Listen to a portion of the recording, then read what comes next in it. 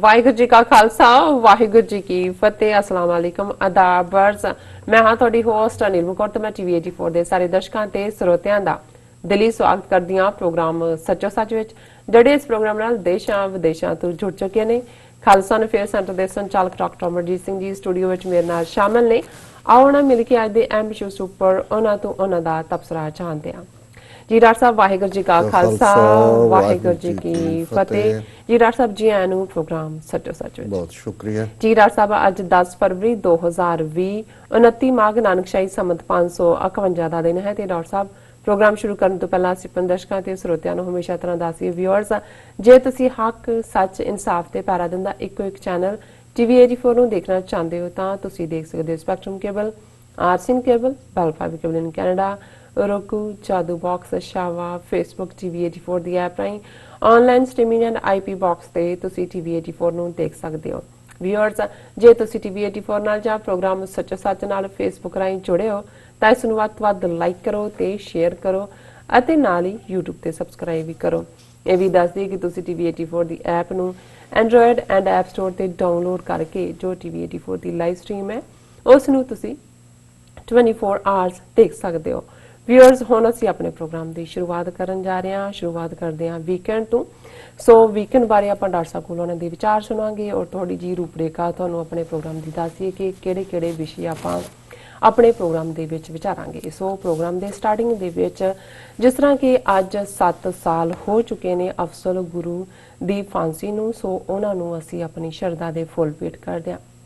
ਸੋ ਉਹ ਬੇਗੁਨਾਹ ਸਨ ਪਰ ਅਦਾਲਤ ਨੇ ਬਹੁ ਗਿਣਤੀ ਨੂੰ ਖੁਸ਼ ਕਰਨ ਲਈ ਉਹਨਾਂ ਨੂੰ ਭਾਰਤੀ ਪਾਰਲੀਮੈਂਟ ਦੇ ਹਮਲੇ ਦੇ ਦੋਸ਼ ਦੇ ਵਿੱਚ ਉਹਨਾਂ ਨੂੰ ਫਾਂਸੀ ਦੇ ਤਖਤੇ ਤੇ ਚਾੜਿਆ।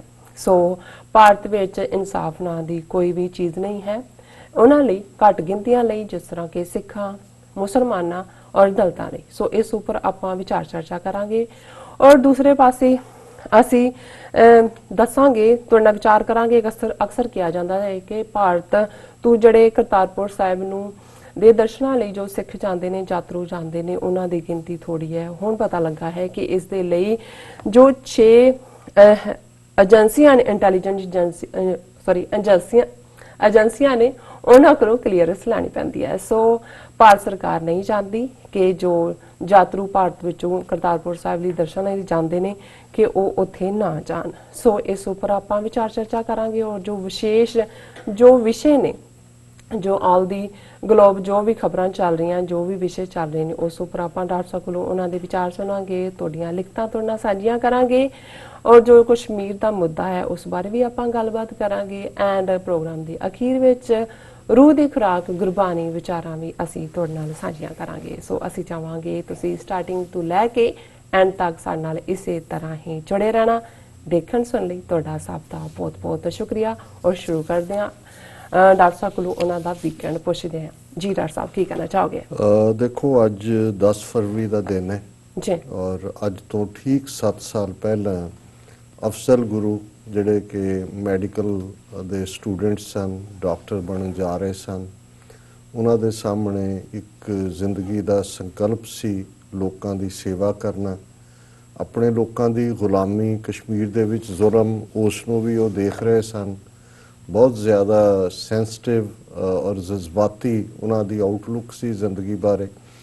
ਲੇਕਿਨ ਜਿਵੇਂ ਉਹਨਾਂ ਨੂੰ ਝੂਠੇ ਕੇਸ ਦੇ ਵਿੱਚ ਪਾਰਲੀਮੈਂਟ ਅਟੈਕ ਦੇ ਫਸਾਇਆ ਗਿਆ ਔਰ ਜਿਵੇਂ ਉਹਨਾਂ ਨੂੰ ਫਾਂਸੀ ਦੇ ਤਖਤੇ ਤੱਕ ਪਹੁੰਚਾਇਆ ਗਿਆ, ਸੁਪਰੀਮ ਕੋਰਟ ਨੇ ਆਪਣੇ ਫੈਸਲੇ ਦੇ ਵਿੱਚ ਇਹ ਗੱਲ ਕਹੀ ਕਿ ਬੇਸ਼ੱਕ ਹਾਲਾਂ ਜਿਹੜੇ ਬਾਕੀ ਦੋਸ਼ੀ ਉਹਨਾਂ ਦੇ ਨਾਲ ਬਣਾਏ ਗਏ ਸੀ ਉਹ ਸਾਰੇ ਹੀ ਜਿਹੜੇ ਨੇ ਉਹ ਰਿਲੀਜ਼ ਹੋ ਜਾਂਦੇ ਨੇ, ਐਕਵਿਟ ਹੁੰਦੇ ਨੇ, ਲੇਕਿਨ ਉਹਨਾਂ ਨੂੰ ਜਿਹੜਾ ਹੈ ਉਹਨਾਂ ਨੇ ਇਹ ਕਹਿ ਕੇ, ਆਪਣੇ ਜੱਜ ਨੇ ਆਪਣੇ ਫੈਸਲੇ 'ਚ ਲਿਖਿਆ ਕਿ ਇਹ ਜਿਹੜੀ ਲੋਕਾਂ ਦੀ ਕਲੈਕਟਿਵ ਕੌਨਸ਼ੀਅਸਨੈਸ ਹੈ ਔਰ ਉਹਨਾਂ ਦੀ ਐਗਜ਼ੈਕਟ ਲਫ਼ਜ਼ ਨੇ, the collective conscience of the society will only be satisfied if the capital punishment is awarded to Mr. Afzal Guru. Collective conscience of the society will only be satisfied. ਹੁਣ ਜ਼ਾਹਰ ਹੈ ਕਿ ਇਹ ਲੋਕਾਂ ਨੂੰ, ਹਿੰਦੂਆਂ ਨੂੰ ਖੁਸ਼ ਕਰਨ ਦੇ ਲਈ, ਮੈਜੋਰਿਟੀ ਹਿੰਦੂਆਂ ਨੂੰ, ਇਹ ਅਦਾਲਤ ਕਹਿ ਰਹੀ ਹੈ ਕਿ ਕੋਈ ਸਬੂਤ ਨਹੀਂ ਹੈ, ਲੇਕਿਨ ਇਹਦੇ ਬਾਵਜੂਦ ਜਿਹੜੀ ਕਲੈਕਟਿਵ ਹੈ ਉਹਨਾਂ ਦੀ ਕੌਨਸ਼ੀਅਸਨੈਸ, ਉਹਨੂੰ ਜਿਹੜਾ ਸੈਟੀਸਫਾਈ ਕਰਨ ਲਈ ਅਸੀਂ ਅਫਜ਼ਲ ਗੁਰੂ ਨੂੰ ਫਾਂਸੀ ਦੇ ਤਖਤੇ ਤੇ ਚੜਾ ਰਹੇ ਔਰ ਜ਼ਾਹਰ ਹੈ ਇਸ ਬਾਰੇ ਹੋਰ ਵੀ ਜਿਹੜੀ ਉਹਨਾਂ ਦਾ ਪਸੰਦੀਦਾ ਜਦੋਂ ਅਖੀਰਲੇ ਪਲਾਂ 'ਚ ਉਹਨਾਂ ਨੇ ਕਿਹੜੇ ਸ਼ਬਦ ਗੁਣਗੁਣਾਏ। ਅਖੀਰਲਾ ਲੈਟਰ ਜਿਹੜਾ ਕਿ ਉਹਨਾਂ ਨੇ ਆਪਣੀ ਵਾਈਫ ਉਹਨਾਂ ਦਾ ਨਾਂ ਸ਼ਾਇਦ ਤਬਸਮ ਉਹਨਾਂ ਨੂੰ ਲਿਖਿਆ ਔਰ ਉਹ ਵੀ ਅਸੀਂ ਸਾਂਝਾ ਕਰਾਂਗੇ। ਪਰ ਪਹਿਲਾਂ ਵੀਕਐਂਡ ਦੀ ਗੱਲ ਕਰ ਲਈਏ। ਜ਼ਾਹਰ ਹੈ ਕਿ 5 ਫਰਵਰੀ ਨੂੰ ਕਸ਼ਮੀਰ ਸੋਲੀਡੈਰਿਟੀ ਡੇ, ਜਿਸ ਨੂੰ ਦਿਨ ਦੀ ਦਿਨ ਵੀ ਬੁੱਧਵਾਰ ਜਿਹੜਾ ਉਹ ਯਾਦ ਕੀਤਾ ਗਿਆ, ਉਸ ਨੂੰ ਅਸੀਂ ਜਿਹੜਾ ਸੈਚਰਡੇ ਦੇ ਸਾਡੇ ਪ੍ਰੋਗਰਾਮ ਦੇ ਵਿੱਚ ਉਹ ਚੱਲਿਆ, ਜਿਹਨੂੰ ਕਾਫੀ ਸਾਡੇ ਦਰਸ਼ਕਾਂ ਵੱਲੋਂ ਪਸੰਦ ਕੀਤਾ ਗਿਆ ਕਿਉਂਕਿ ਕਸ਼ਮੀਰ ਦਾ ਮੁੱਦਾ ਇਸ ਵੇਲੇ ਸੈਂਟਰ ਹੈ, ਸਿਰਫ ਭਾਰਤ ਔਰ ਪਾਕਿਸਤਾਨ ਦੇ ਵਿਚਕਾਰ ਹੀ ਨਹੀਂ ਜਾਂ 80 ਲੱਖ ਕਸ਼ਮੀਰੀਆਂ ਦੇ ਲਈ ਨਹੀਂ, ਕੁੱਲ ਦੁਨੀਆ ਦੇ ਲਈ। ਕਿਉਂਕਿ ਜਿਸ ਕਿਸਮ ਦੀਆਂ ਨੀਤੀਆਂ ਭਾਰਤ ਪਰਸਿਊ ਕਰ ਰਿਹਾ ਹੈ, ਜਿਸ ਕਿਸਮ ਦੀ ਇੰਟਰਨੈਸ਼ਨਲ ਅਵੇਅਰਨੈਸ ਹੁਣ ਵੀ ਇਸ ਇਸ਼ੂ ਤੇ ਹੋਈ ਹੈ, ਜੇ ਇਸ ਨੂੰ ਨਾ ਹੱਲ ਕੀਤਾ ਗਿਆ, ਇਸ ਨੂੰ ਨਾ ਰੋਕਿਆ ਗਿਆ, ਜਿਸ ਅੰਦਾਜ਼ ਦੇ ਵਿੱਚ ਭਾਰਤੀ ਹਾਕਮ ਅੱਗੋਂ ਭਾਰਤ ਦੇ 200 ਮਿਲੀਅਨ ਮੁਸਲਮਾਨਾਂ ਦੀ ਪਰਸੀਕਿਊਸ਼ਨ ਵੱਲ ਵੱਧ ਰਹੇ ਨੇ, ਸੋ ਜ਼ਾਹਰ ਹੈ ਭਾਰਤ ਪਾਕਿਸਤਾਨ ਟਕਰਾਅ ਔਰ ਨਿਊਕਲੀਅਰ ਕਲਾਊਡ ਜਿਹੜੇ ਸਾਊਥ ਏਸ਼ੀਆ ਦੇ ਉੱਤੇ ਨੇ। ਸੋ ਇਸ ਵਾਰ ਕਿਉਂਕਿ 5 ਅਗਸਤ 2019 ਨੂੰ ਕਸ਼ਮੀਰ ਦਾ ਆਰਟੀਕਲ 370 ਐਬਰੋਗੇਟ ਕਰਕੇ ਕਸ਼ਮੀਰ ਦਾ, ਜੰਮੂ ਕਸ਼ਮੀਰ ਸਟੇਟ ਦਾ ਵਜੂਦ ਹੀ ਮਿਟਾ ਦਿੱਤਾ ਗਿਆ।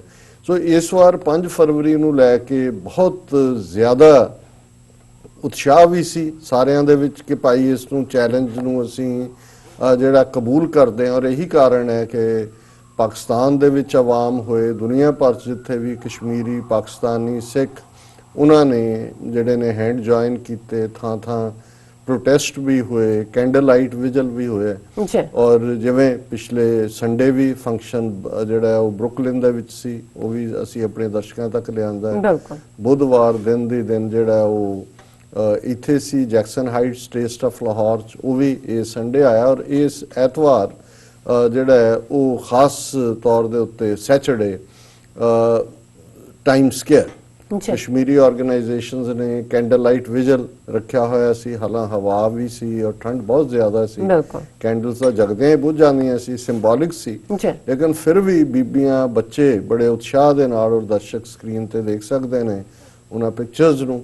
ਸੋ ਅਸੀਂ ਵੀ ਇੱਕ ਛੋਟਾ ਸਾਡਾ ਸਿੱਖ ਡੈਲੀਗੇਸ਼ਨ ਸੀ, ਹਾਲਾਂਕਿ ਕੁਝ ਪ੍ਰੋਗਰਾਮ ਅਸੀਂ ਹੋਰ ਵੀ ਉਲੀਕੇ ਹੋਏ ਸੀ, ਪਰ ਮੈਂ ਇਹ ਸਮਝਦਾ ਕਿ ਵੀ ਇਹ ਇੱਕ ਸਿੰਬੋਲਿਕ ਵੀ ਹੁੰਦਾ ਹੈ ਕਿ ਜਦੋਂ ਵੀ ਜਾ ਕੇ ਦਸਤਾਰਾਂ ਵਾਲੇ ਸਿੰਘ ਖਲੋ ਜਾਂਦੇ ਨੇ, ਕਸ਼ਮੀਰੀ ਭੈਣਾਂ ਭਰਾਵਾਂ ਨੂੰ ਵੀ ਹੌਸਲਾ ਹੁੰਦਾ ਹੈ ਤੇ ਇਹ ਇੱਕ ਟੂਗੈਦਰ ਜਿਹੜਾ ਹੈ ਉਹ ਪ੍ਰੋਟੈਸਟ ਬਣ ਜਾਂਦਾ ਹੈ।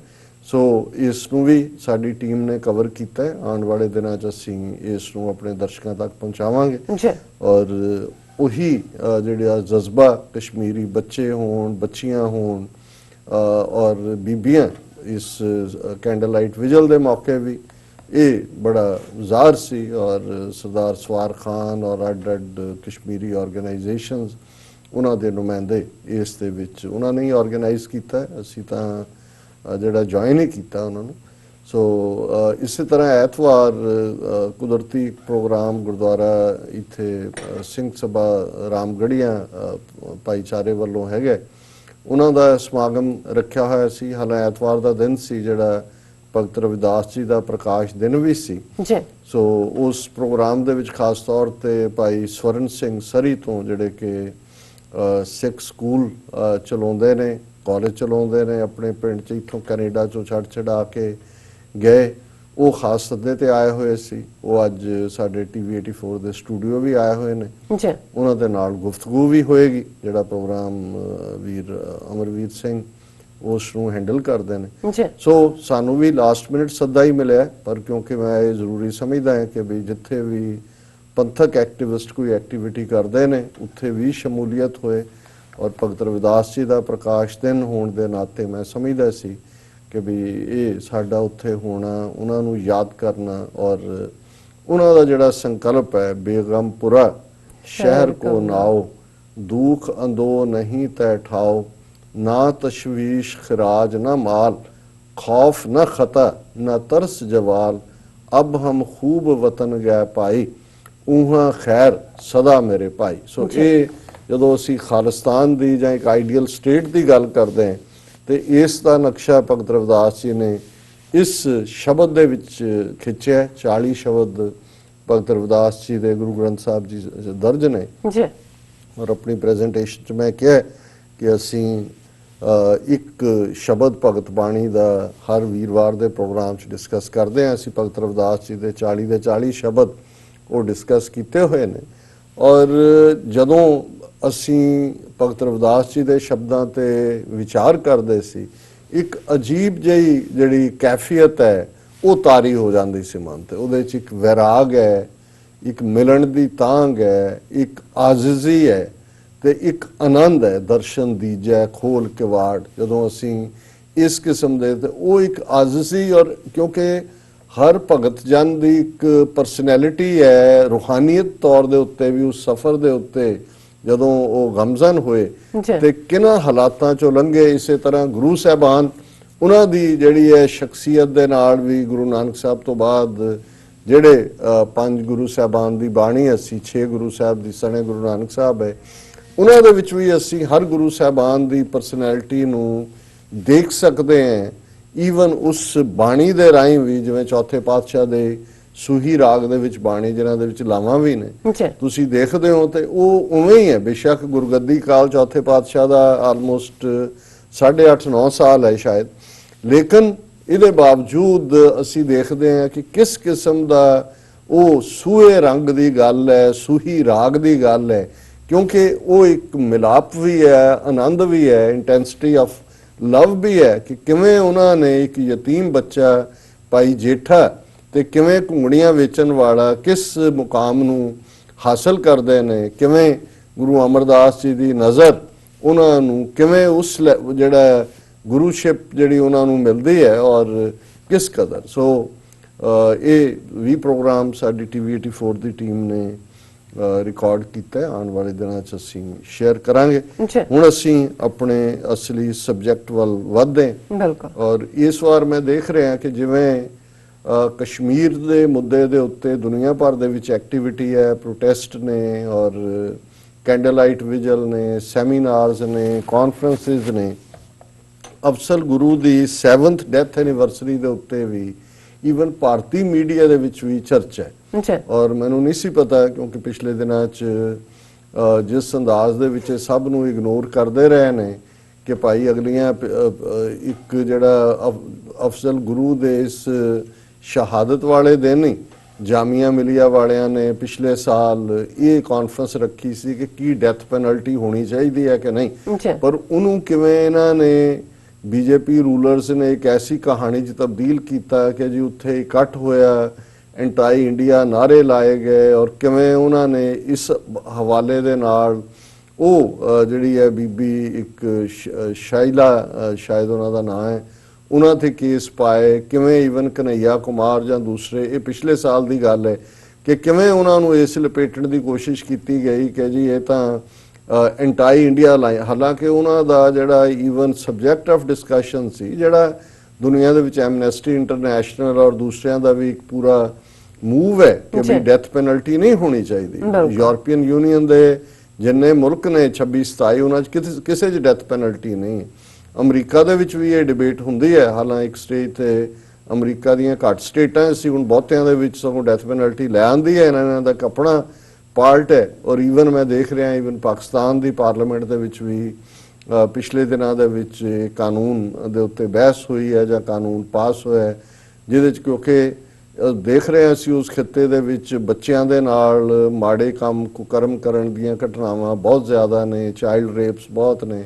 ਸੋ ਇਹ ਲਾਅ ਬਣਿਆ ਹੈ ਕਿ ਜੀ ਉਹਨਾਂ ਨੂੰ ਪਬਲਿਕਲੀ ਹੈਂਗ ਕੀਤਾ ਜਾਏ ਜਿਹੜੇ ਇਸ ਕਿਸਮ ਦੇ ਕ੍ਰਾਈਮ ਕਰਨ ਵਾਲੇ ਨੇ, ਕਿ ਲੋਕਾਂ ਦੇ ਸਾਹਮਣੇ ਹੋਏ। ਹਾਲਾਂਕਿ ਉਹਦੇ 'ਚ ਵੀ ਉਹਨਾਂ ਦੀ ਸੁਸਾਇਟੀ 'ਚ ਵੀ ਡਿਬੇਟ ਹੈ ਕਿ ਭਾਈ ਇਹ ਕਿੰਨਾ ਕੁ ਹੈ, ਫਿਰ ਕਿਉਂਕਿ ਜਿੱਥੇ ਮਜ਼ਹਬ ਦੀ ਲਾਈਨ ਵੀ ਆ ਜਾਂਦੀ ਹੈ ਉੱਥੇ ਇੱਕ ਡਿਫਰੈਂਟ ਇੰਟਰਪ੍ਰੀਟੇਸ਼ਨ ਵੀ ਹੁੰਦੀ ਹੈ। ਪਰ ਮੈਂ ਇਹ ਗੱਲ ਕਹਿਣਾ ਚਾਹੁੰਦਾ ਕਿ ਆਲਰੇਡੀ ਇਸ ਵਿਸ਼ੇ ਦੇ ਉੱਤੇ ਭਾਰਤ ਦੇ ਵਿੱਚ ਉਹ ਆਰਗੇਨਾਈਜੇਸ਼ਨਸ ਨੇ ਹਿਊਮਨ ਰਾਈਟਸ ਦੀਆਂ ਵੀ ਔਰ ਐਮਨੈਸਟੀ ਇੰਟਰਨੈਸ਼ਨਲ ਦਾ ਤਾਂ ਕੈਂਪੇਨ ਹੈ ਕਿ ਔਰ ਇਹਦੇ ਬਾਰੇ ਇੱਕ ਵੱਖਰੀ ਰਿਸਰਚ ਵੀ ਹੈ ਕਿ ਕੀ, ਕਿਉਂਕਿ ਜਦੋਂ ਸਖਤ ਸਜ਼ਾ ਜਾਂ ਫਾਂਸੀ ਦੇਣ ਦੀ ਗੱਲ ਕੀਤੀ ਜਾਂਦੀ ਹੈ ਜਾਂ ਲਾਅ ਦੀ ਸ਼ਰੀਅਤ ਲਾਅ ਦੇ ਥੱਲੇ ਹੱਥ ਪੈਰ ਵੱਢਣ ਦੀ ਹੁੰਦੀ ਹੈ ਤੇ ਡਿਬੇਟ ਇਹ ਹੁੰਦੀ ਹੈ ਕਿ ਕੀ ਇਸ ਸਾਰੇ ਦੇ ਨਾਲ ਕ੍ਰਾਈਮ ਘਟਿਆ ਜਾਂ ਘਟਦਾ ਹੈ, ਜਾਂ ਇਹ ਬਿਹੇਵੀਅਰਲ ਰੀਇਨਫੋਰਸਰ ਹੁੰਦਾ ਹੈ ਕਈ ਮਾਮਲਿਆਂ 'ਚ, ਜਾਂ ਇਹਦਾ ਕੋਈ ਫਰਕ ਨਹੀਂ ਪੈਂਦਾ। ਸੋ ਇਹ ਇੱਕ ਵੱਖਰਾ ਵਿਸ਼ਾ ਹੈ, ਇਹ ਸਾਡੀ ਅੱਜ ਦੀ ਡਿਸਕਸ਼ਨ ਦਾ ਵਿਸ਼ਾ ਨਹੀਂ ਹੈ ਜੀ।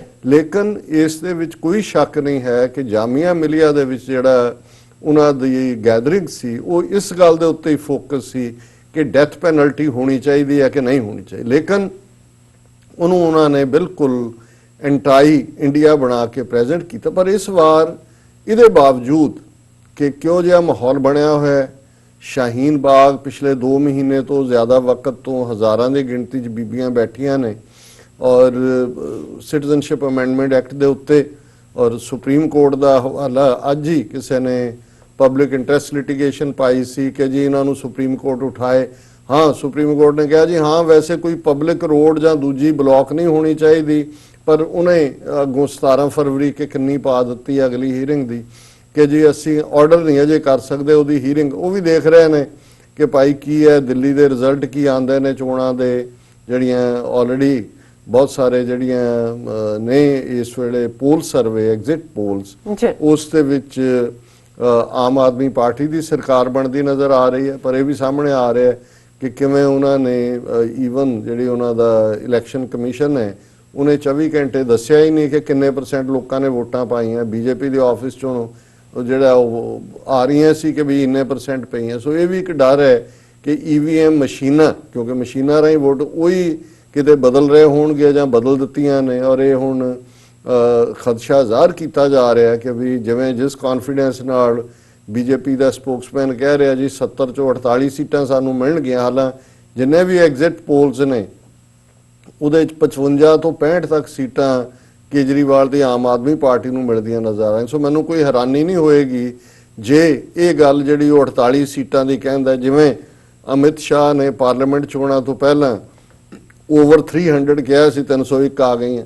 ਹੁਣ ਇਹ ਜਿਹੜਾ ਇੰਨੇ ਕਿੱਥੋਂ ਦੇ ਨਜੂਮੀ ਜੰਮ ਪਏ ਨੇ, ਹਾਲਾਂਕਿ ਇਹਨਾਂ ਦੇ ਆਪਣੇ ਵੀ ਜਿਹੜੇ ਐਗਜ਼ਿਟ ਪੋਲ ਜਿਹੜੇ ਰਿਪਬਲਿਕ ਟੀਵੀ ਵਰਗੇ ਨੇ ਉਹ ਅਦਰ ਵੇ ਅਰਾਊਂਡ ਕਹਿ ਰਹੇ ਨੇ। ਸੋ ਇਹ ਵੀ ਇੱਕ ਵੱਖਰਾ ਵਿਸ਼ਾ ਲੱਗ ਜਾਏਗਾ ਪਤਾ, ਪਰ ਇਹਦੇ 'ਚ ਕੋਈ ਸ਼ੱਕ ਨਹੀਂ ਹੈ ਕਿ ਸ਼ਾਹੀਨ ਬਾਗ ਨਾਲ ਵੀ ਜਿਵੇਂ ਸੁਪਰੀਮ ਕੋਰਟ ਨੇ ਇਹ ਸਾਰੇ ਨੂੰ ਜੋੜਿਆ, ਔਰ ਇਹਦੇ 'ਚ ਕੋਈ ਦੋ ਰਾਵਾਂ ਨਹੀਂ ਨੇ। ਪਿਛਲੇ ਦਿਨਾਂ 'ਚ ਜਸਟਿਸ ਮਾਰਕੰਡੇ ਕਾਟਜੂ ਜਿਹੜਾ ਖੁਦ ਰਿਟਾਇਰਡ ਜਸਟਿਸ ਹੈ ਸੁਪਰੀਮ ਕੋਰਟ ਦਾ, ਉਹਨੇ ਉਹ ਰਗੜਾ ਦਿੱਤਾ ਹੈ ਸੁਪਰੀਮ। ਉਹਨਾਂ ਨੇ ਕਿਹਾ ਜੀ ਇਹ ਬਿਲਕੁਲ ਚੋਰ ਕਰਪਟ ਬੀਜੇਪੀ ਦੇ ਅੱਗੇ ਲੰਮੇ ਪਏ ਹੋਏ ਨੇ।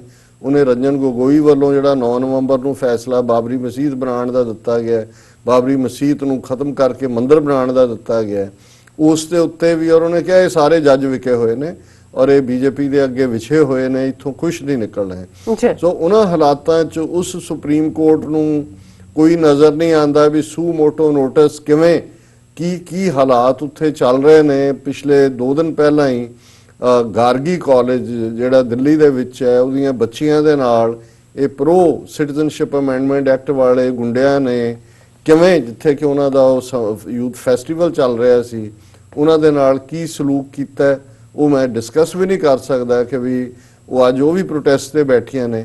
ਸੋ ਇੱਕ ਪਾਸੇ ਤਾਂ ਇਸ ਕਿਸਮ ਦਾ ਮਾਹੌਲ ਹੈ, ਪਰ ਦੂਸਰੇ ਪਾਸੇ ਕਾਫੀ ਚਰਚਾ ਇਸ ਵਾਰ ਮੈਂ ਆਰਟੀਕਲ ਵੀ ਦੇਖੇ ਨੇ ਅਫਜ਼ਲ ਗੁਰੂ ਦੇ ਹਵਾਲੇ ਨਾਲ। ਸੋ ਜ਼ਾਹਰ ਹੈ ਕਸ਼ਮੀਰ ਇਸ਼ੂ ਕਿਉਂਕਿ ਸੈਂਟਰ ਫੋਕਸ ਦੇ ਉੱਤੇ ਹੈ, ਦੂਸਰੇ ਪਾਸੇ CAA ਔਰ ਦੂਸਰੇ ਇਸ਼ੂਜ਼ ਬਾਕੀ ਮੁਸਲਮਾਨਾਂ ਨਾਲ ਭਾਰਤ 'ਚ ਕੀ ਹੋ ਰਿਹਾ ਇਹ ਵੀ ਇੱਕ ਕਾਰਨ ਬਣ ਗਿਆ। ਔਰ ਇਹ ਵੀ ਅਸੀਂ ਦੱਸਦੇ ਹੀ ਹੈ ਕਿ ਇਹ ਦੋਵੇਂ ਅਫਜ਼ਲ ਗੁਰੂ, ਉਸ ਤੋਂ ਪਹਿਲਾਂ ਮਕਬੂਲ ਭੱਟ ਜਿਨ੍ਹਾਂ ਨੂੰ ਤਿਹਾੜ ਜੇਲ੍ਹ 'ਚ ਫਾਂਸੀ ਦਿੱਤੀ ਗਈ, ਔਰ ਈਵਨ ਬਹੁਤ ਵਾਰ ਹੁੰਦਾ ਹੈ ਸਾਡੇ ਸਿੱਖ ਵੀਰਾਂ ਦੀਆਂ ਕਈ ਪੋਸਟ ਹੁੰਦੀਆਂ ਨੇ ਕਿ ਜਦੋਂ ਸੰਤ ਜਰਨੈਲ ਸਿੰਘ ਭਿੰਡਰਾਂ ਵਾਲੇ ਆਪਣੀ ਹਯਾਤੀ ਵਿੱਚ ਸਨ ਤੇ ਉਹਨਾਂ ਦੇ ਨਾਂ ਤੋਂ ਡਰਦੇ ਸੀ ਹਕੂਮਤਾਂ ਔਰ ਇਹ ਸਾਰੇ ਇਨਜਸਟਿਸ ਕਰਨ ਵਾਲੇ, ਹੁਣ ਉਹਨਾਂ ਦੀ ਤਸਵੀਰ ਤੋਂ ਵੀ ਡਰਦੇ ਨੇ। ਕਈ ਵਾਰੀ ਜਿੱਥੇ ਉਹਨਾਂ ਦੀ ਤਸਵੀਰ ਲੱਗੀ ਹੁੰਦੀ ਆ ਉਹਨਾਂ ਨੂੰ ਚਾਰਜ ਕਰਦਾ, ਉਹਨਾਂ ਨੂੰ ਤਸਵੀਰ ਤੋਂ ਵੀ ਡਰ ਲੱਗਦਾ। ਸੋ ਮਕਬੂਲ ਭੱਟ ਹੋਏ ਜਾਂ ਅਫਜ਼ਲ ਗੁਰੂ ਹੋਏ, ਇਹਨਾਂ ਨੂੰ ਜਿਸ ਅੰਦਾਜ਼ ਦੇ ਵਿੱਚ ਉਹਨਾਂ ਨੇ ਹੈਂਗ ਕੀਤਾ, ਅੱਜ ਤੱਕ ਉਹਨਾਂ ਦੀਆਂ ਡੈੱਡ ਬਾਡੀਜ਼ ਵੀ ਜਿਹੜੀਆਂ ਉਹ ਉਹਨਾਂ ਦੇ ਪਰਿਵਾਰ ਵਾਲਿਆਂ ਨੂੰ ਨਹੀਂ ਦਿੱਤੀਆਂ ਗਈਆਂ। ਔਰ ਤਿਹਾੜ ਜੇਲ੍ਹ ਦੇ ਵਿੱਚ ਹੀ ਉਸ ਦੇ ਅਹਾਤੇ 'ਚ ਹੀ ਮਕਬੂਲ ਭੱਟ ਦੇ ਨਾਲ ਹੀ 7 ਸਾਲ ਪਹਿਲਾਂ ਅਫਜ਼ਲ ਗੁਰੂ ਨੂੰ ਵੀ ਦਫਨਾਇਆ ਗਿਆ। ਇਹ ਦੋਨੋਂ ਹੀ ਉਹਨਾਂ ਦੀਆਂ ਜਿਹੜੀਆਂ ਨੇ ਗ੍ਰੇਵਸ ਉੱਥੇ ਮੌਜੂਦ ਨੇ। ਲੇਕਿਨ ਜਿਵੇਂ ਮੈਂ ਕਿਹਾ ਵੀ ਕੁਝ ਅਰਸਾ ਪਹਿਲਾਂ ਕ੍ਰਾਈਮ ਪੈਟਰੋਲ ਦੇ ਨਾਂ ਥੱਲੇ ਇੱਕ ਇੰਡੀਆ ਦਾ ਫੀਚਰ ਹੁੰਦਾ, ਹਾਲਾਂਕਿ ਬਹੁਤ ਸਾਰਾ ਐਵੇਂ ਆਰਟੀਫੀਸ਼ੀਅਲ ਜਿਹਾ ਇੱਥੋਂ ਦੇ ਨਕਲ ਮਾਰਦੇ ਨੇ ਅਮਰੀਕਨਾਂ ਦੀ ਜਾਂ ਦੂਜਿਆਂ ਜੀ ਕਿ ਜਦੋਂ ਕੋਈ ਕ੍ਰਾਈਮ ਕਰਦਾ ਹੈ ਕਿਵੇਂ ਗੱਲ ਤੱਕ ਪਹੁੰਚਿਆ, ਉਹਦੇ ਨਾਲ ਜੋੜ ਕੇ ਅਫਜ਼ਲ ਗੁਰੂ ਨੂੰ ਗੁਨਾਹਗਾਰ ਸਾਬਤ ਕਰਨ ਦੀ ਕੋਸ਼ਿਸ਼ ਕੀਤੀ ਗਈ। ਪਰ ਉਹਦਾ ਨਤੀਜਾ ਇਹ ਹੋਇਆ ਕਿ ਕ੍ਰਾਈਮ ਪੈਟਰੋਲ ਵਾਲਿਆਂ ਨੇ ਜਿਹੜਾ ਸੌਂਗ ਅਫਜ਼ਲ ਗੁਰੂ ਨੂੰ ਬਹੁਤ ਪਸੰਦ ਸੀ ਔਰ ਅਖੀਰਲੇ ਪਲਾਂ 'ਚ ਵੀ ਉਹ ਗੁਣਗੁਣਾਉਂਦਾ ਜਦੋਂ ਉਹਨੇ ਚਾਹ ਦਾ ਕੱਪ ਅਖੀਰਲਾ ਪੀਤਾ ਉਹਨੂੰ ਉਹਨਾਂ ਨੇ ਦਿੱਤਾ ਔਰ ਉਹਦੇ ਥੱਲੇ ਹੀ ਇੰਨੀਆਂ ਜ਼ਿਆਦਾ ਹਿੱਟਸ ਹੋਈਆਂ ਕਿਉਂਕਿ ਬਹੁਤਿਆਂ ਨੇ ਕਿਹਾ ਕਿ ਜੀ ਇਹ ਕ੍ਰਾਈਮ ਪੈਟਰੋਲ ਤੇ ਹੀ ਅਸੀਂ ਦੇਖਿਆ ਕਿ ਉਹਨੂੰ ਕਿਹੜਾ ਗੀਤ ਬੜਾ ਪਸੰਦ ਸੀ। ਸੋ ਜ਼ਾਹਿਰ ਹੈ ਕਿ ਵੀ ਉਸ ਦੇ ਨਾਲ ਹੀ ਫਿਰ ਪਿਛਲੇ ਦਿਨਾਂ 'ਚ ਇਹ ਸਾਬਤ ਕਰਨ ਲਈ ਕਿ ਅਫਜ਼ਲ ਗੁਰੂ ਵਾਕਈ ਗੁਨਾਹਗਾਰ ਸੀ, ਕਿਉਂਕਿ ਜਦੋਂ ਦਵਿੰਦਰ ਸਿੰਘ ਨਾਂ ਦਾ ਇੱਕ ਪੱਗ ਵਾਲਾ ਅਜੀਤ ਡੋਵਲ ਦਾ ਕੁੱਤਾ ਕਸ਼ਮੀਰ ਦੇ ਤਰਾਰ ਇਲਾਕੇ ਦਾ ਰਹਿਣ ਵਾਲਾ ਜਿਹਨੂੰ ਜਿਹੜਾ ਉਹ ਇਹਨਾਂ ਦੇ ਕਹਿਣ ਮੁਤਾਬਕ ਅੱਤਵਾਦੀਆਂ ਦੇ ਨਾਲ ਉਹਨਾਂ ਦੇ ਡੀਜੀਪੀ ਨੇ ਫੜਿਆ ਔਰ ਉਹਨੇ ਕਿਹਾ ਦਵਿੰਦਰ ਸਿੰਘ ਨੇ ਪਹਿਲਾ ਡਾਇਲੌਗ ਹੀ ਕਿ ਜੀ ਸਰ ਆਪਨੇ ਬਹੁਤ ਬੜੀ ਗੇਮ ਖਰਾਬ ਕਰ ਦੀ। ਸੋ ਜ਼ਾਹਿਰ ਹੈ ਕਿ ਇਹ ਉਹੀ ਦਵਿੰਦਰ ਸਿੰਘ ਹੈ ਜਿਹਨੇ ਅਫਜ਼ਲ ਗੁਰੂ ਨੂੰ ਜਿਹੜਾ ਇਹ ਸਾਰੇ 'ਚ ਫਸਾਇਆ, ਦਿੱਲੀ ਭੇਜਿਆ, ਜਿਹੜੀ ਕਾਰ ਰੈਂਟਲ ਕੀਤੀ ਜਾਂ ਦੂਜੀ ਉਹਦੇ ਨਾਲ ਉਹਦਾ ਹੀ ਸੰਪਰਕ ਸੀ। ਔਰ ਇਸ ਪੀਰੀਅਡ ਜਦੋਂ ਇਹ ਦਵਿੰਦਰ ਸਿੰਘ ਸਾਹਮਣੇ ਆਇਆ ਕਿ ਭਾਈ ਪੁਲਵਾਮਾ ਵੇਲੇ ਵੀ ਉੱਥੋਂ ਦਾ ਇਹ ਇੰਚਾਰਜ ਸੀ ਔਰ ਇਹ ਜਿਹੜਾ 2 ਬੰਦਿਆਂ ਨੂੰ ਲੈ ਕੇ ਜਾ ਰਿਹਾ ਸੀ ਜਿਨ੍ਹਾਂ ਦੇ ਕੋਲੋਂ ਹਥਿਆਰ AK-47 ਔਰ ਗ੍ਰਨੇਡ ਵੀ ਮਿਲੇ, ਉਹਨਾਂ ਨੇ ਚੰਡੀਗੜ੍ਹ ਪਹਿਲਾਂ ਆਣਾ ਸੀ ਔਰ 26 ਜਨਵਰੀ ਤੋਂ ਠੀਕ ਪਹਿਲਾਂ ਇਹ ਵਾਕਿਆ ਸਾਹਮਣੇ ਆਇਆ ਤੇ ਉਦੋਂ ਇਹ ਚਰਚਾ ਹੋਈ ਔਰ ਮੀਡੀਆ ਨੇ ਵੀ ਡਿਸਕਸ ਕੀਤਾ ਕਿ ਭਾਈ ਅਫਜ਼ਲ ਗੁਰੂ ਨੇ ਤਾਂ ਚਿੱਠੀ ਲਿਖੀ ਸੀ ਜੱਜ ਨੂੰ ਵੀ, ਆਪਣੇ ਵਕੀਲ ਨੂੰ ਵੀ ਔਰ ਮੀਡੀਆ ਨੂੰ ਵੀ ਕਿ ਭਾਈ ਮੈਨੂੰ ਜਿਹੜਾ ਇਹ ਸਾਰੇ 'ਚ ਦਵਿੰਦਰ ਗੁਰੂ ਇਹਨੇ ਹੀ ਭੇਜਿਆ ਔਰ ਇਹਨੇ ਹੀ ਜਿਹੜਾ ਬੰਦਾ ਬਾਅਦ ਦੇ ਵਿੱਚ ਉੱਥੇ ਮਾਰੇ ਗਏ ਜਿਹੜੇ 3-4 ਸੀ ਕਿ ਜੀ ਉਹ ਹਮਲਾ ਕੀਤਾ ਉਹਨਾਂ ਨੇ ਪਾਰਲੀਮੈਂਟ ਤੇ, ਇਹ ਸਾਰੀ ਖੇਡ। ਸੋ ਇਸ ਕਰਕੇ ਵੀ ਸ਼ਾਇਦ ਇਸ ਵਾਰ ਅਫਜ਼ਲ ਗੁਰੂ ਦੀ ਚਰਚਾ ਕਾਫੀ ਹੈ ਕਿਉਂਕਿ ਬਹੁਤਿਆਂ ਨੇ ਫਿਰ ਉਹ ਲੈਟਰ ਕੱਢ ਲਿਆ। ਉਹਨਾਂ ਨੇ ਕਿਹਾ ਵੀ ਇਹ ਉਦੋਂ ਵੀ ਜੇ ਹੁਣ ਇਹ ਸਾਹਮਣੇ ਹੈ ਕਿ ਵੀ ਇਹ ਅਜੀਤ ਡੋਵਲ ਲਈ ਕੰਮ ਕਰ ਰਿਹਾ ਸੀ, ਦਵਿੰਦਰ ਸਿੰਘ ਕਿਹਦੇ ਕਹਿਣ ਦੇ ਉੱਤੇ ਕਰ ਰਿਹਾ ਸੀ ਤੇ ਉਦੋਂ ਅਫਜ਼ਲ ਗੁਰੂ ਨੇ ਤਾਂ ਇਲਜ਼ਾਮ ਲਾਇਆ ਸੀ ਕਿ ਵੀ ਮੈਨੂੰ ਤਾਂ ਇਹਨੇ ਫਸਾਇਆ, ਇਹਨੇ ਹੀ ਭੇਜਿਆ ਸੀ ਇਹ ਸਾਰੇ ਕੰਮ ਦੇ ਲਈ। ਸੋ ਇਹ ਵੀ ਇੱਕ ਚੰਗਾ ਚਰਚਾ ਦਾ ਵਿਸ਼ਾ ਹੈ ਔਰ ਇਹਨੂੰ ਕਾਊਂਟਰ ਕਰਨ ਦੇ ਲਈ ਇੱਕ ਲਾਲਨ ਟੌਪ ਨਾਂ ਦਾ ਜਿਹੜਾ ਵੈਬਸਾਈਟ ਹੈ ਜਿਹਦੇ ਤੇ ਅਕਸਰ ਇਸ ਕਿਸਮ ਦੇ ਇੰਟਰਵਿਊ ਹੁੰਦੇ ਨੇ, ਉਹਨਾਂ ਨੇ ਇੱਕ ਜਾਲੀ ਜਿਹਾ ਇੰਟਰਵਿਊ ਵੀ ਚਲਾਇਆ। ਹਾਲਾਂਕਿ ਸ਼ਕਲ ਅਫਜ਼ਲ ਗੁਰੂ ਦੀ ਨਜ਼ਰ ਆ ਰਹੀ ਹੈ ਪਰ ਜਿਸ ਅੰਦਾਜ਼ ਦੇ ਵਿੱਚ ਉਹ ਹੈ ਉਹਦੇ ਤੋਂ ਉਹ ਰੁਤਬਾ ਵੀ ਖੋਣਾ ਚਾਹਿਆ ਅਫਜ਼ਲ ਗੁਰੂ ਤੋਂ ਜਿਹੜਾ ਕਿ ਉਸ ਦੇ ਵਿੱਚ ਸੀ ਅਖੀਰ ਤੱਕ। ਉਹ ਕੰਪੋਜ਼ਡ ਸੀ, ਇਸਲਾਮ ਦੇ ਉੱਤੇ ਉਹਦਾ ਪੱਕਾ ਵਿਸ਼ਵਾਸ ਸੀ ਔਰ ਕਿਵੇਂ ਉਹਨੇ ਅਖੀਰਲਾ ਲੈਟਰ ਆਪਣੀ ਵਾਈਫ ਨੂੰ ਤਬਸਮ ਨੂੰ ਲਿਖਿਆ ਔਰ ਜਿਹੜੇ ਜੇਲ੍ਹ ਦੇ ਅਧਿਕਾਰੀ ਹੁੰਦੇ ਨੇ ਉਹਨਾਂ ਤੋਂ ਵੱਧ ਕੇ ਕੋਈ ਪ੍ਰਮਾਣਿਕ ਗਵਾਹੀ ਨਹੀਂ ਹੁੰਦੀ, ਕੋਈ ਕ੍ਰੈਡੀਬਲ ਐਵੀਡੈਂਸ ਨਹੀਂ ਹੁੰਦਾ।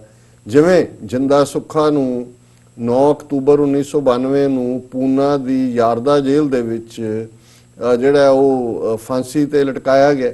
ਹੁਣ ਇਹ ਜਿੰਦਾ ਸੁੱਖਾ ਉਹ 2 ਕਰੈਕਟਰ ਨੇ ਜਿਨ੍ਹਾਂ ਨੇ ਉਸ ਫੌਜ ਦੇ ਭਾਰਤੀ ਫੌਜ ਦੇ ਚੀਫ ਜਨਰਲ ਵੈਦਿਆ ਨੂੰ ਪੂਨੇ ਜਾ ਕੇ ਮਾਰਿਆ ਜਿਹਨੇ ਆਰਡਰ ਕੀਤਾ ਸੀ ਦਰਬਾਰ ਸਾਹਿਬ ਤੇ ਹਮਲੇ ਲਈ। ਫੌਜਨ ਕਮਾਂਡਰ ਇਨ ਚੀਫ ਸੀ ਫੌਜ ਦਾ, ਇੰਦਰਾ ਗਾਂਧੀ ਨਾਲ ਪਹਿਲਾਂ ਹਿਸਾਬ ਬਰਾਬਰ ਕਰ ਲਿਆ ਸੀ ਬੇਅੰਤ ਸਿੰਘ ਸਤਵੰਤ ਸਿੰਘ ਨੇ।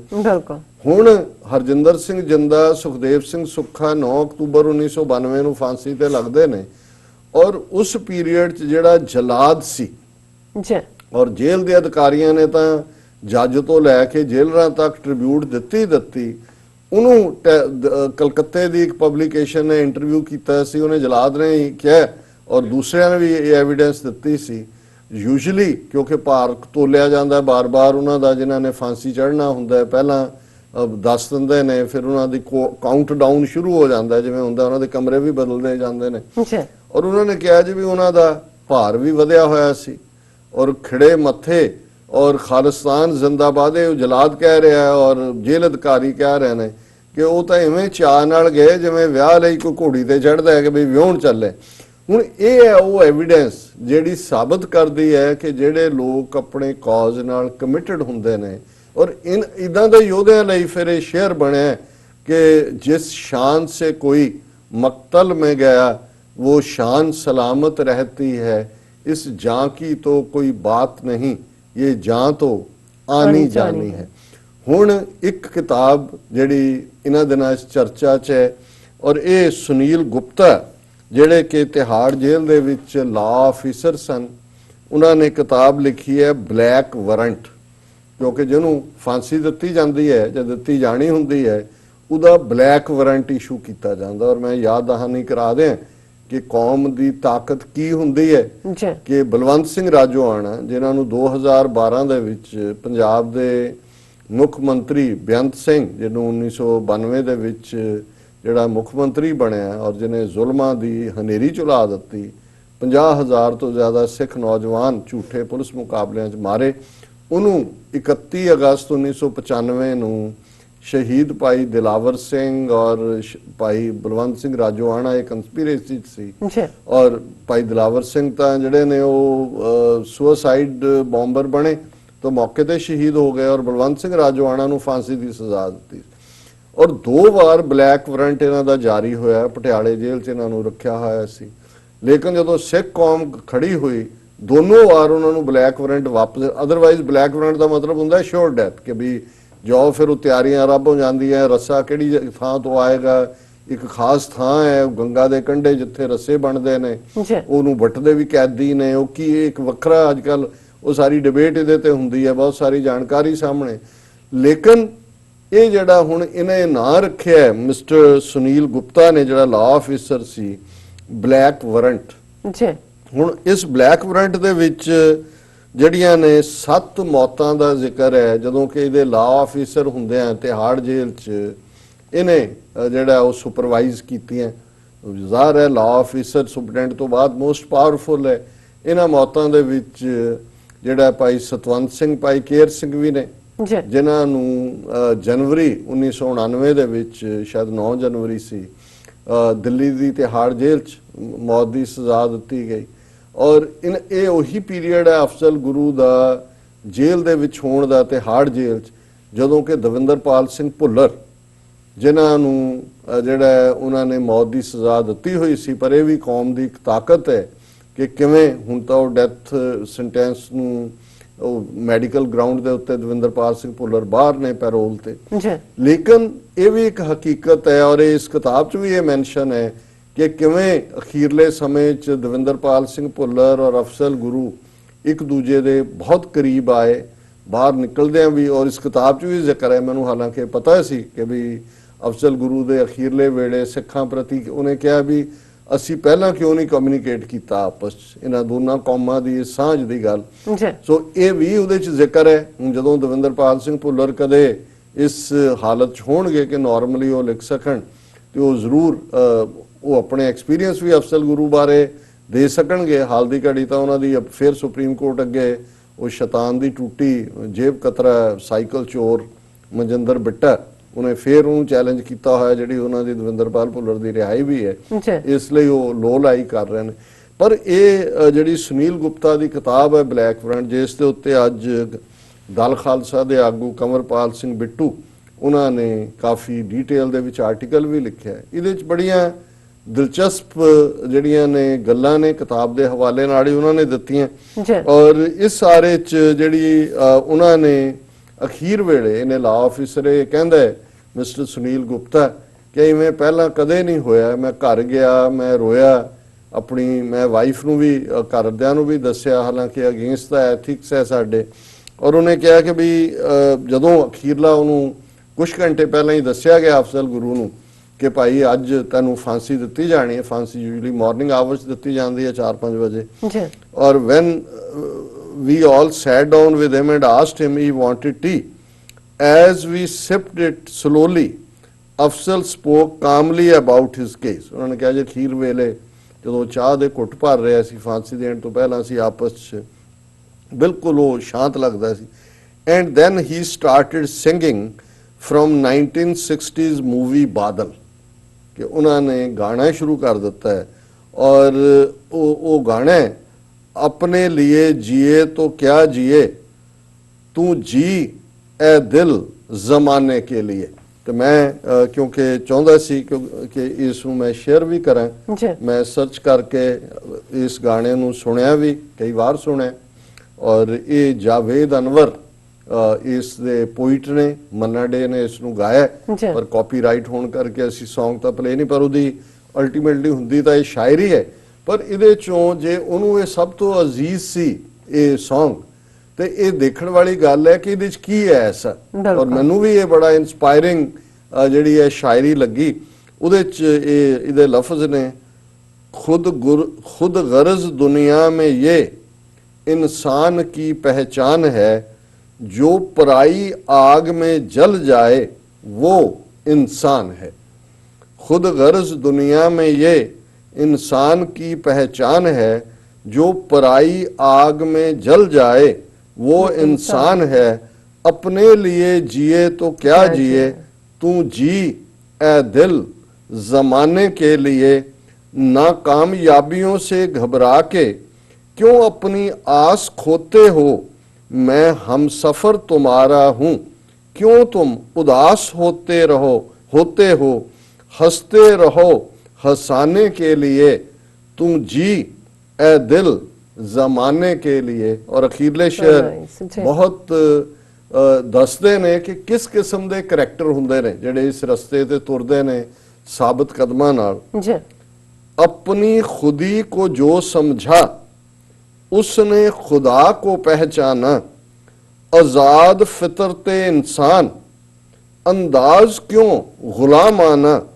सर ये नहीं झुकाने के लिए, तू जी ए दिल जमाने के। हुण इहदे च अपनी खुदी को जो समझा उसने खुदा को पहचाना, सेल्फ रिस्पेक्ट, आजादी, फ्रीडम में डिग्निटी होंगी है। अपनी खुदी को जो समझा उसने खुदा को पहचाना। रब और की है, जय अलामा इकबाल ये कहते हैं कि खुदी को कर बुलंद इतना कि हर तकदीर से पहले खुदा बंदे से खुद पूछे, बता तेरी रजा क्या है। ये है कि तुहाडा सैल्फ रिस्पैक्ट, हालां वो भी अल्टीमेटली रब दे अगे ही ਤੁਸੀਂ ਪ੍ਰੋਸਟੇਟ ਹੁੰਦੇ ਹੋ, ਪਰ ਰੱਬ ਤੁਹਾਨੂੰ ਅਣਖ ਦਿੰਦਾ ਹੈ, ਗੈਰਤ ਦਿੰਦਾ ਹੈ, ਜਿਹਨੂੰ ਬਾਬਾ ਨਾਨਕ ਸਾਹਿਬ ਨੇ ਫਰਮਾਇਆ ਕਿ ਜੋ ਜੇ ਜੀਵੈ ਪਤ ਲੱਥੀ ਜਾਏ, ਸਭ ਹਰਾਮ ਜੇਤਾ ਕਿਛ ਖਾਏ। ਕਿ ਜਿਹੜੇ ਲੋਕ ਆਪਣੇ ਬੇਆਬਰੂ ਹੋ ਕੇ ਵੀ ਜਿਉਂਦੇ ਨੇ ਉਹ ਹਰਾਮ ਖੋਰ ਨੇ, ਉਹ ਹਲਾਲ ਖੋਰ ਨਹੀਂ ਨੇ। ਸੋ ਇਹ ਆਪਣੀ ਖੁਦੀ ਕੋ ਜੋ ਸਮਝਾ ਉਸਨੇ ਖੁਦਾ ਕੋ ਪਹਿਚਾਨਾ, ਆਜ਼ਾਦ ਫਿਤਰਤੇ ਇਨਸਾਨ अंदाज क्यों गुलामाना। कि है इंसान, तेनू रब ने आजाद बनाया, तेरी फितरत आजादी दी है, तू गुलामा वाले क्यों ये चोंचले कर दे, क्यों गुलामा वांग तू जिਉਂਦਾ। सर ये नहीं झुकाने के लिए, तेनू सिर दिता है रब ने, ये किसी अगे झुकण वाला नहीं है, ये सिर्फ ते सिर्फ रब दे अगे झुकदा है। और तू जी ए दिल जमाने के लिए। और खास तौर पे मैं देख रहा वक्त भी जा रहा है, पर जिहड़ी उन्होंने अखीरली चिट्ठी अपनी फैमिली दे नां लिखी, जिहड़ी कि 26 घंटे बाद उन्होंने हैंग करन तो उन्होंने फैमिली नूं मिली। सारे नॉर्म, नहीं तो परिवार नूं सद्दिया जांदा है, पहला मुलाकात की जाती है। और मैं वो जिहड़ा इनफैक्ट लैटर है उस दी बड़ी दैट शोज कि भी ये क्यों जिहियां रूहां हुंदियां ने, जिहदे च उन्होंने कहा अस्सलाम अलैकुम। और बहुत सारिਆਂ ਨੂੰ ਇਹ पता होना चाहिए कि अस्सलाम अलैकुम का मतलब ਹੁੰਦਾ है पीस बी अपॉन यू, ये उसका मतलब है।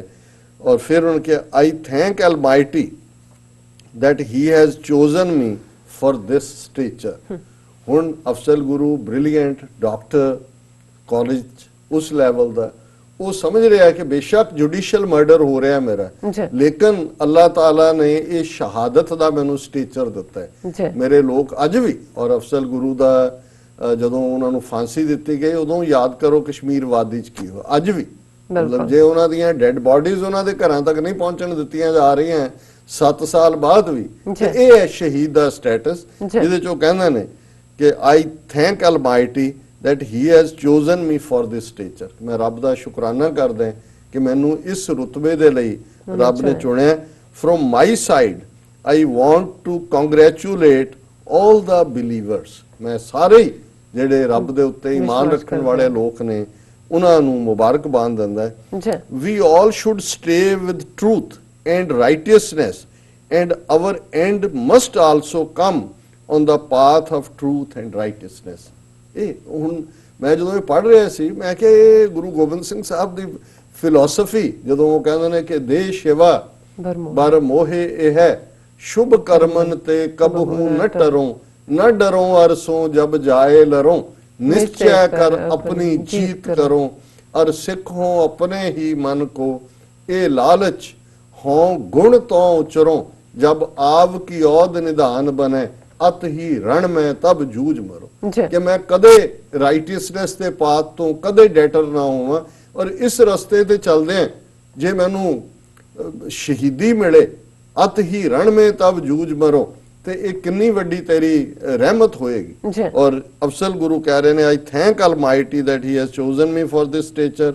From my side I want to congratulate all the believers. We all should stay with truth and righteousness. ਅਸੀਂ ਸੱਚ ਔਰ ਠੀਕ ਗੱਲ ਦੇ ਨਾਲ ਖਲੋਈਏ। and our end must also come on the path of truth and righteousness. ਅੰਤ ਵੀ ਆ ਜਾਏ so what? ਜੀ ਆਏ ਉਦੋਂ ਜਦੋਂ ਅਸੀਂ ਇਸ ਰਸਤੇ ਤੇ ਤੁਰ ਰਹੇ ਹਾਂ। ਬਿਲਕੁਲ। My request to my family is that instead of grieving over my end, they should respect the stature I have achieved. ਮੈਂ ਆਪਣੇ ਫੈਮਿਲੀ, ਉਹਨਾਂ ਦੇ ਬੱਚੇ ਵੀ ਨੇ ਔਰ ਮੈਨੂੰ ਯਾਦ ਨਹੀਂ ਹੈ, ਬਟ ਉਹਨਾਂ ਦਾ ਇਹਨਾਂ ਦੀ ਸ਼ਹੀਦੀ ਤੋਂ ਬਾਅਦ ਕੁਝ ਅਰਸੇ ਬਾਅਦ ਹੀ ਉਹਨਾਂ ਦਾ ਬੇਟਾ ਜਾਂ ਬੇਟੀ ਉਹਨੇ ਟੌਪ ਕੀਤਾ ਸੀ ਉੱਥੋਂ ਦੇ ਸਕੂਲੀ ਸਿਸਟਮ ਦੇ ਵਿੱਚ। ਉਹਨਾਂ ਨੇ ਕਿਹਾ ਵੀ ਮੈਂ ਆਪਣੀ ਫੈਮਿਲੀ ਨੂੰ ਇਹੀ ਕਹਿਣਾ ਚਾਹੁੰਦਾ ਕਿ ਵੀ ਉਹ ਜੋ ਰੱਬ ਨੇ ਮੈਨੂੰ ਇਹ ਸਟੇਟਸ ਦਿੱਤਾ ਹੈ ਇਸ ਦਾ ਉਹ ਜਿਹੜਾ ਰਿਸਪੈਕਟ ਕਰਨ। I have ਜਿਹੜਾ ਮੈਨੂੰ ਰੱਬ ਨੇ ਬਖਸ਼ਿਆ, Almighty God is your greatest protector. I leave you in Allah's protection.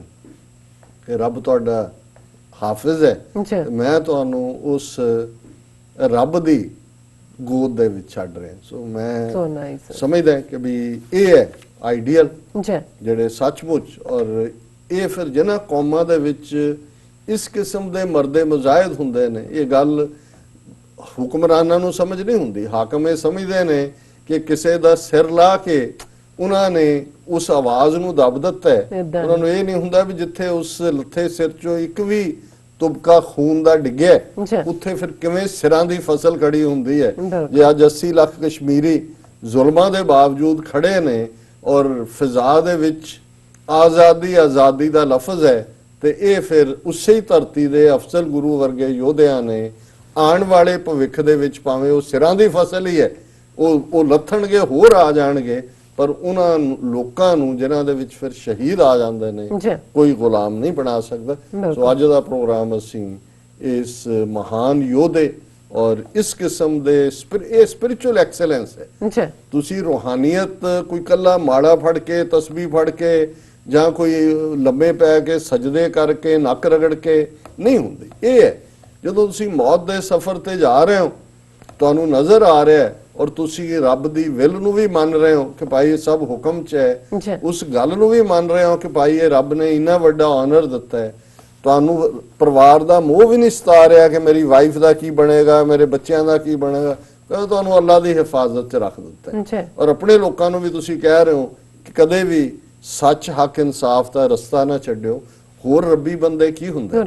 ਇਹੀ ਨੇ ਰੂਹਾਂ ਜਿਨ੍ਹਾਂ ਦੀ ਬਦੌਲਤ ਜਿਹੜੇ ਅੱਜ ਅਸੀਂ ਜਿਉਂਦੇ ਹਾਂ। ਜਦੋਂ ਕਿਸੇ ਮਾਸ਼ਰੇ 'ਚੋਂ ਇਹ ਰੂਹਾਂ ਖਤਮ ਹੋ ਜਾਣ ਫਿਰ ਉਹ ਸੁਸਾਇਟੀਜ਼ ਮਰ ਜਾਂਦੀਆਂ, ਫਿਰ ਉਹ ਖਤਮ ਹੋ ਜਾਂਦਾ। ਸੋ ਸਾਡਾ ਅੱਜ ਦਾ ਪ੍ਰੋਗਰਾਮ ਅਫਜ਼ਲ ਗੁਰੂ ਦੇ ਨਾਂ ਨੂੰ ਸਮਰਪਣ। ਜੀ ਡਾਕਟਰ ਸਾਹਿਬ ਤੁਹਾਡਾ ਬਹੁਤ ਬਹੁਤ ਸ਼ੁਕਰੀਆ। ਇੱਥੇ ਲੈਣੇ ਆਪਣੇ ਬ੍ਰੇਕ ਤੋਂ ਪਹਿਲਾਂ ਅਸੀਂ ਦਰਸ਼ਕਾਂ ਤੇ ਸਰੋਤਿਆਂ ਨੂੰ ਅਪੀਲ ਤੇ ਬੇਨਤੀ ਕਰਦੀ ਵਿਊਅਰਸ, ਜਿਸ ਤਰ੍ਹਾਂ ਕਿ ਤੁਸੀਂ ਜਾਣਦੇ ਹੋ ਕਿ TV 84 ਇੱਕ ਪੰਥਕ ਚੈਨਲ ਹੈ। TV 84 ਸਿੱਖਾਂ, ਕਸ਼ਮੀਰੀਆਂ ਅਤੇ ਭਾਰਤ ਦੀਆਂ ਨਾਰਥ ਈਸਟ ਸਟੇਟਾਂ ਦੇ ਲੋਕਾਂ ਦੀ ਸਵੈ-ਨਿਰਣੇ ਦੇ ਹੱਕਾਂ ਦਾ ਹਾਮੀ ਹੈ। ਅਸੀਂ ਚਾਹਾਂਗੇ ਕਿ ਤੁਸੀਂ TV 84 ਦੀ ਚੜ੍ਹਦੀ ਕਲਾ ਲਈ ਵੱਧ ਤੋਂ ਵੱਧ ਡੋਨੇਟ ਕਰੋ। ਡੋਨੇਟ ਕਰਨ ਲਈ ਸਾਡੀ ਵੈਬਸਾਈਟ tv84.tv ਤੇ ਜਾ ਕੇ ਪੇਪਲ ਦੀ ਵਰਤੋਂ ਕਰਕੇ ਵਨ ਟਾਈਮ ਡੋਨੇਟ ਕਰ ਸਕਦੇ ਹੋ, ਮੰਥਲੀ ਡੋਨੇਟ ਵੀ ਕਰ ਸਕਦੇ ਹੋ। ਤੁਸੀਂ TV 84 ਦੇ ਨਾਮ ਤੇ ਚੈੱਕ ਬਣਾ ਕੇ ਸਾਨੂੰ ਮੇਲ ਵੀ ਕਰ ਸਕਦੇ ਹੋ ਸਾਡੇ ਇਸ ਪਤੇ ਤੇ 36-01 37th Avenue, Long Island City, New York 11101 USA, ਜਾਂ ਫਿਰ ਤੁਸੀਂ ਸਾਨੂੰ ਫੋਨ ਰਾਹੀਂ ਸੰਪਰਕ ਕਰ ਸਕਦੇ ਹੋ ਸਾਡੇ ਫੋਨ ਨੰਬਰ ਤੇ 5164060694। Thank you so much viewers. ਵਿਚਾਰਾਂ ਦਾ ਸਿਲਸਿਲਾ ਇਸ ਤਰ੍ਹਾਂ ਚੱਲਦਾ ਰਹੇਗਾ। ਮਿਲਦੇ ਹਾਂ ਛੋਟੇ ਜਿਹੇ ਬ੍ਰੇਕ ਤੋਂ ਬਾਅਦ। ਦਰਸ਼ਕੋ, ਬ੍ਰੇਕ ਤੋਂ ਬਾਅਦ ਤੁਹਾਡਾ ਸਭ ਦਾ ਭਰਪੂਰ ਸਵਾਗਤ ਹੈ। ਹੁਣ ਆਪਾਂ ਗੱਲਬਾਤ ਕਰਾਂਗੇ ਕਿ ਕਿਵੇਂ ਭਾਰਤ ਸਰਕਾਰ ਵੱਲੋਂ ਮਨਜ਼ੂਰੀ ਲੈਣੀ ਪੈਂਦੀ ਹੈ ਜੋ 6 ਜਿਹੜੀਆਂ ਖੁਫੀਆ ਏਜੰਸੀਆਂ ਨੇ ਭਾਰਤ ਦੀਆਂ, ਉਹਨਾਂ ਤੋਂ ਜੋ ਸਿੱਖ ਸ਼ਰਧਾਲੂ ਨੇ ਜਿਹੜੇ ਭਾਰਤ ਤੋਂ ਜਾਂਦੇ ਨੇ ਕਰਤਾਰਪੁਰ ਸਾਹਿਬ ਦੇ ਦਰਸ਼ਨਾਂ ਲਈ, ਕਿਸ ਤਰ੍ਹਾਂ ਉਹਨਾਂ ਤੋਂ ਮਨਜ਼ੂਰੀ ਲੈਣੀ ਪੈਂਦੀ ਹੈ। ਸੋ ਇਸ ਉੱਪਰ ਆਪਾਂ ਗੱਲਬਾਤ ਕਰਨ ਜਾ ਰਹੇ ਹਾਂ। ਸੋ ਅਸੀਂ ਚਾਹਾਂਗੇ ਕਿ ਤੁਸੀਂ ਸਾਡੇ ਨਾਲ ਇਸੇ ਤਰ੍ਹਾਂ ਹੀ ਬਣੇ ਰਹਿਣਾ। ਦੇਖਣ ਸੁਣਨ ਲਈ ਐਂਡ ਲਿਖਣ ਲਈ ਤੁਹਾਡਾ ਸਭ ਦਾ ਬਹੁਤ ਬਹੁਤ ਸ਼ੁਕਰੀਆ ਜੀ। ਡਾਕਟਰ ਸਾਹਿਬ, ਕੀ ਕਹਿਣਾ ਚਾਹੋਗੇ?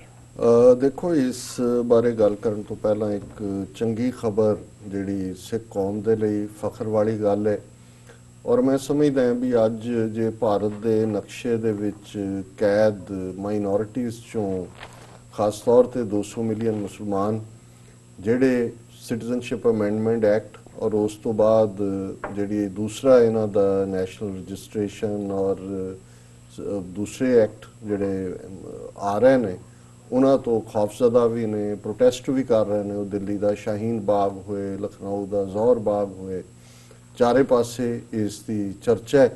ਔਰ ਪੰਜਾਬ ਦੇ ਵਿੱਚ ਵੀ ਇਸ ਨੂੰ ਲੈ ਕੇ ਕੱਲਾ ਮਲੇਰਕੋਟਲਾ ਹੀ ਨਹੀਂ, ਜਿੱਥੇ ਕਿ ਮੁਸਲਮਾਨਾਂ ਦੀ ਸਾਈਜ਼ੇਬਲ ਪੋਪੂਲੇਸ਼ਨ ਹੈ, ਈਵਨ ਛੋਟੀਆਂ ਪਾਕਟਸ ਦੇ ਵਿੱਚ ਵੀ ਅਹਿਮਦਗੜ੍ਹ ਔਰ ਦੂਸਰੀਆਂ ਥਾਵਾਂ ਤੇ ਮੁਸਲਮਾਨਾਂ ਦੇ ਨਾਲ ਸਿੱਖ ਆ ਕੇ ਖਲੋਤੇ। ਕਸ਼ਮੀਰੀਆਂ ਦੇ ਮੁੱਦੇ ਤੇ ਤਾਂ ਸਿੱਖਾਂ ਦੀ ਕੰਟਰੀਬਿਊਸ਼ਨ ਦੀ ਗੱਲ ਸਾਰੇ ਪਾਸੇ ਹੁੰਦੀ ਹੈ ਕਿ ਕਿਵੇਂ ਖਲੋਤੇ ਨੇ।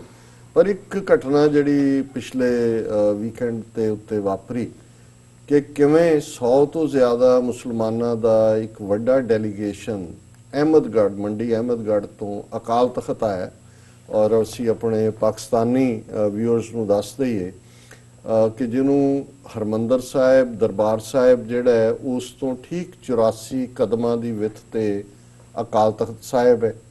ਅਕਾਲ ਦਾ ਮਤਲਬ ਹੁੰਦਾ ਹੈ ਇਮੋਰਟਲ, ਡੈਥਲੈਸ। ਤਖਤ ਜ਼ਾਹਰ ਹੈ ਥਰੋਨ ਔਰ ਪਾਵਰ ਹੈ। ਔਰ ਇਹ ਪੀਰੀਅਡ ਸੀ ਜਦੋਂ 1606 ਦੇ ਵਿੱਚ ਪੰਜਵੇਂ ਗੁਰੂ ਸਾਹਿਬ ਗੁਰੂ ਅਰਜਨ ਸਾਹਿਬ ਦੀ ਸ਼ਹਾਦਤ ਲਾਹੌਰ ਦੇ ਵਿੱਚ ਹੋਈ, ਜਿੱਥੇ ਡੇਰਾ ਸਾਹਿਬ ਲਾਹੌਰ ਮੌਜੂਦ ਹੈ। ਤੇ 6ਵੇਂ ਪਾਤਸ਼ਾਹ ਗੁਰੂ ਹਰਗੋਬਿੰਦ ਸਾਹਿਬ ਜਿਹੜੇ ਲਗਭਗ 11 ਸਾਲ ਦੀ ਉਮਰ ਦੇ ਸੀ, ਉਹ 6ਵੇਂ ਗੁਰੂ ਬਣੇ।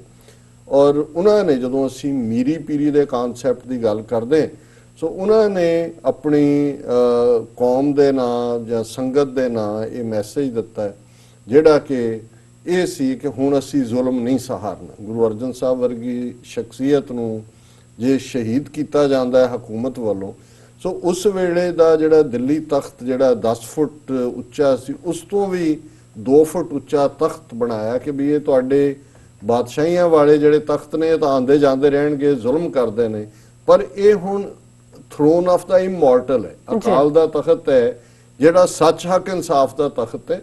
ਔਰ 2 ਤਲਵਾਰਾਂ 6ਵੇਂ ਪਾਤਸ਼ਾਹ ਨੇ ਪਹਿਨੀਆਂ, ਜਿਹਨੂੰ ਅਸੀਂ ਕਹਿੰਦੇ ਹਾਂ ਮੀਰੀ ਤੇ ਪੀਰੀ, ਕਿ ਇਹ ਜਿਹੜੀ ਤਲਵਾਰ ਸਿੱਖ ਚੁੱਕੇਗਾ, ਇਹ ਸਪਿਰਿਚੁਅਲਿਟੀ ਉਹਦਾ ਬੇਸ ਹੈ ਕਿ ਕਿਸੇ ਨਾਲ ਇਨਜਸਟਿਸ ਨਾ ਹੋਏ।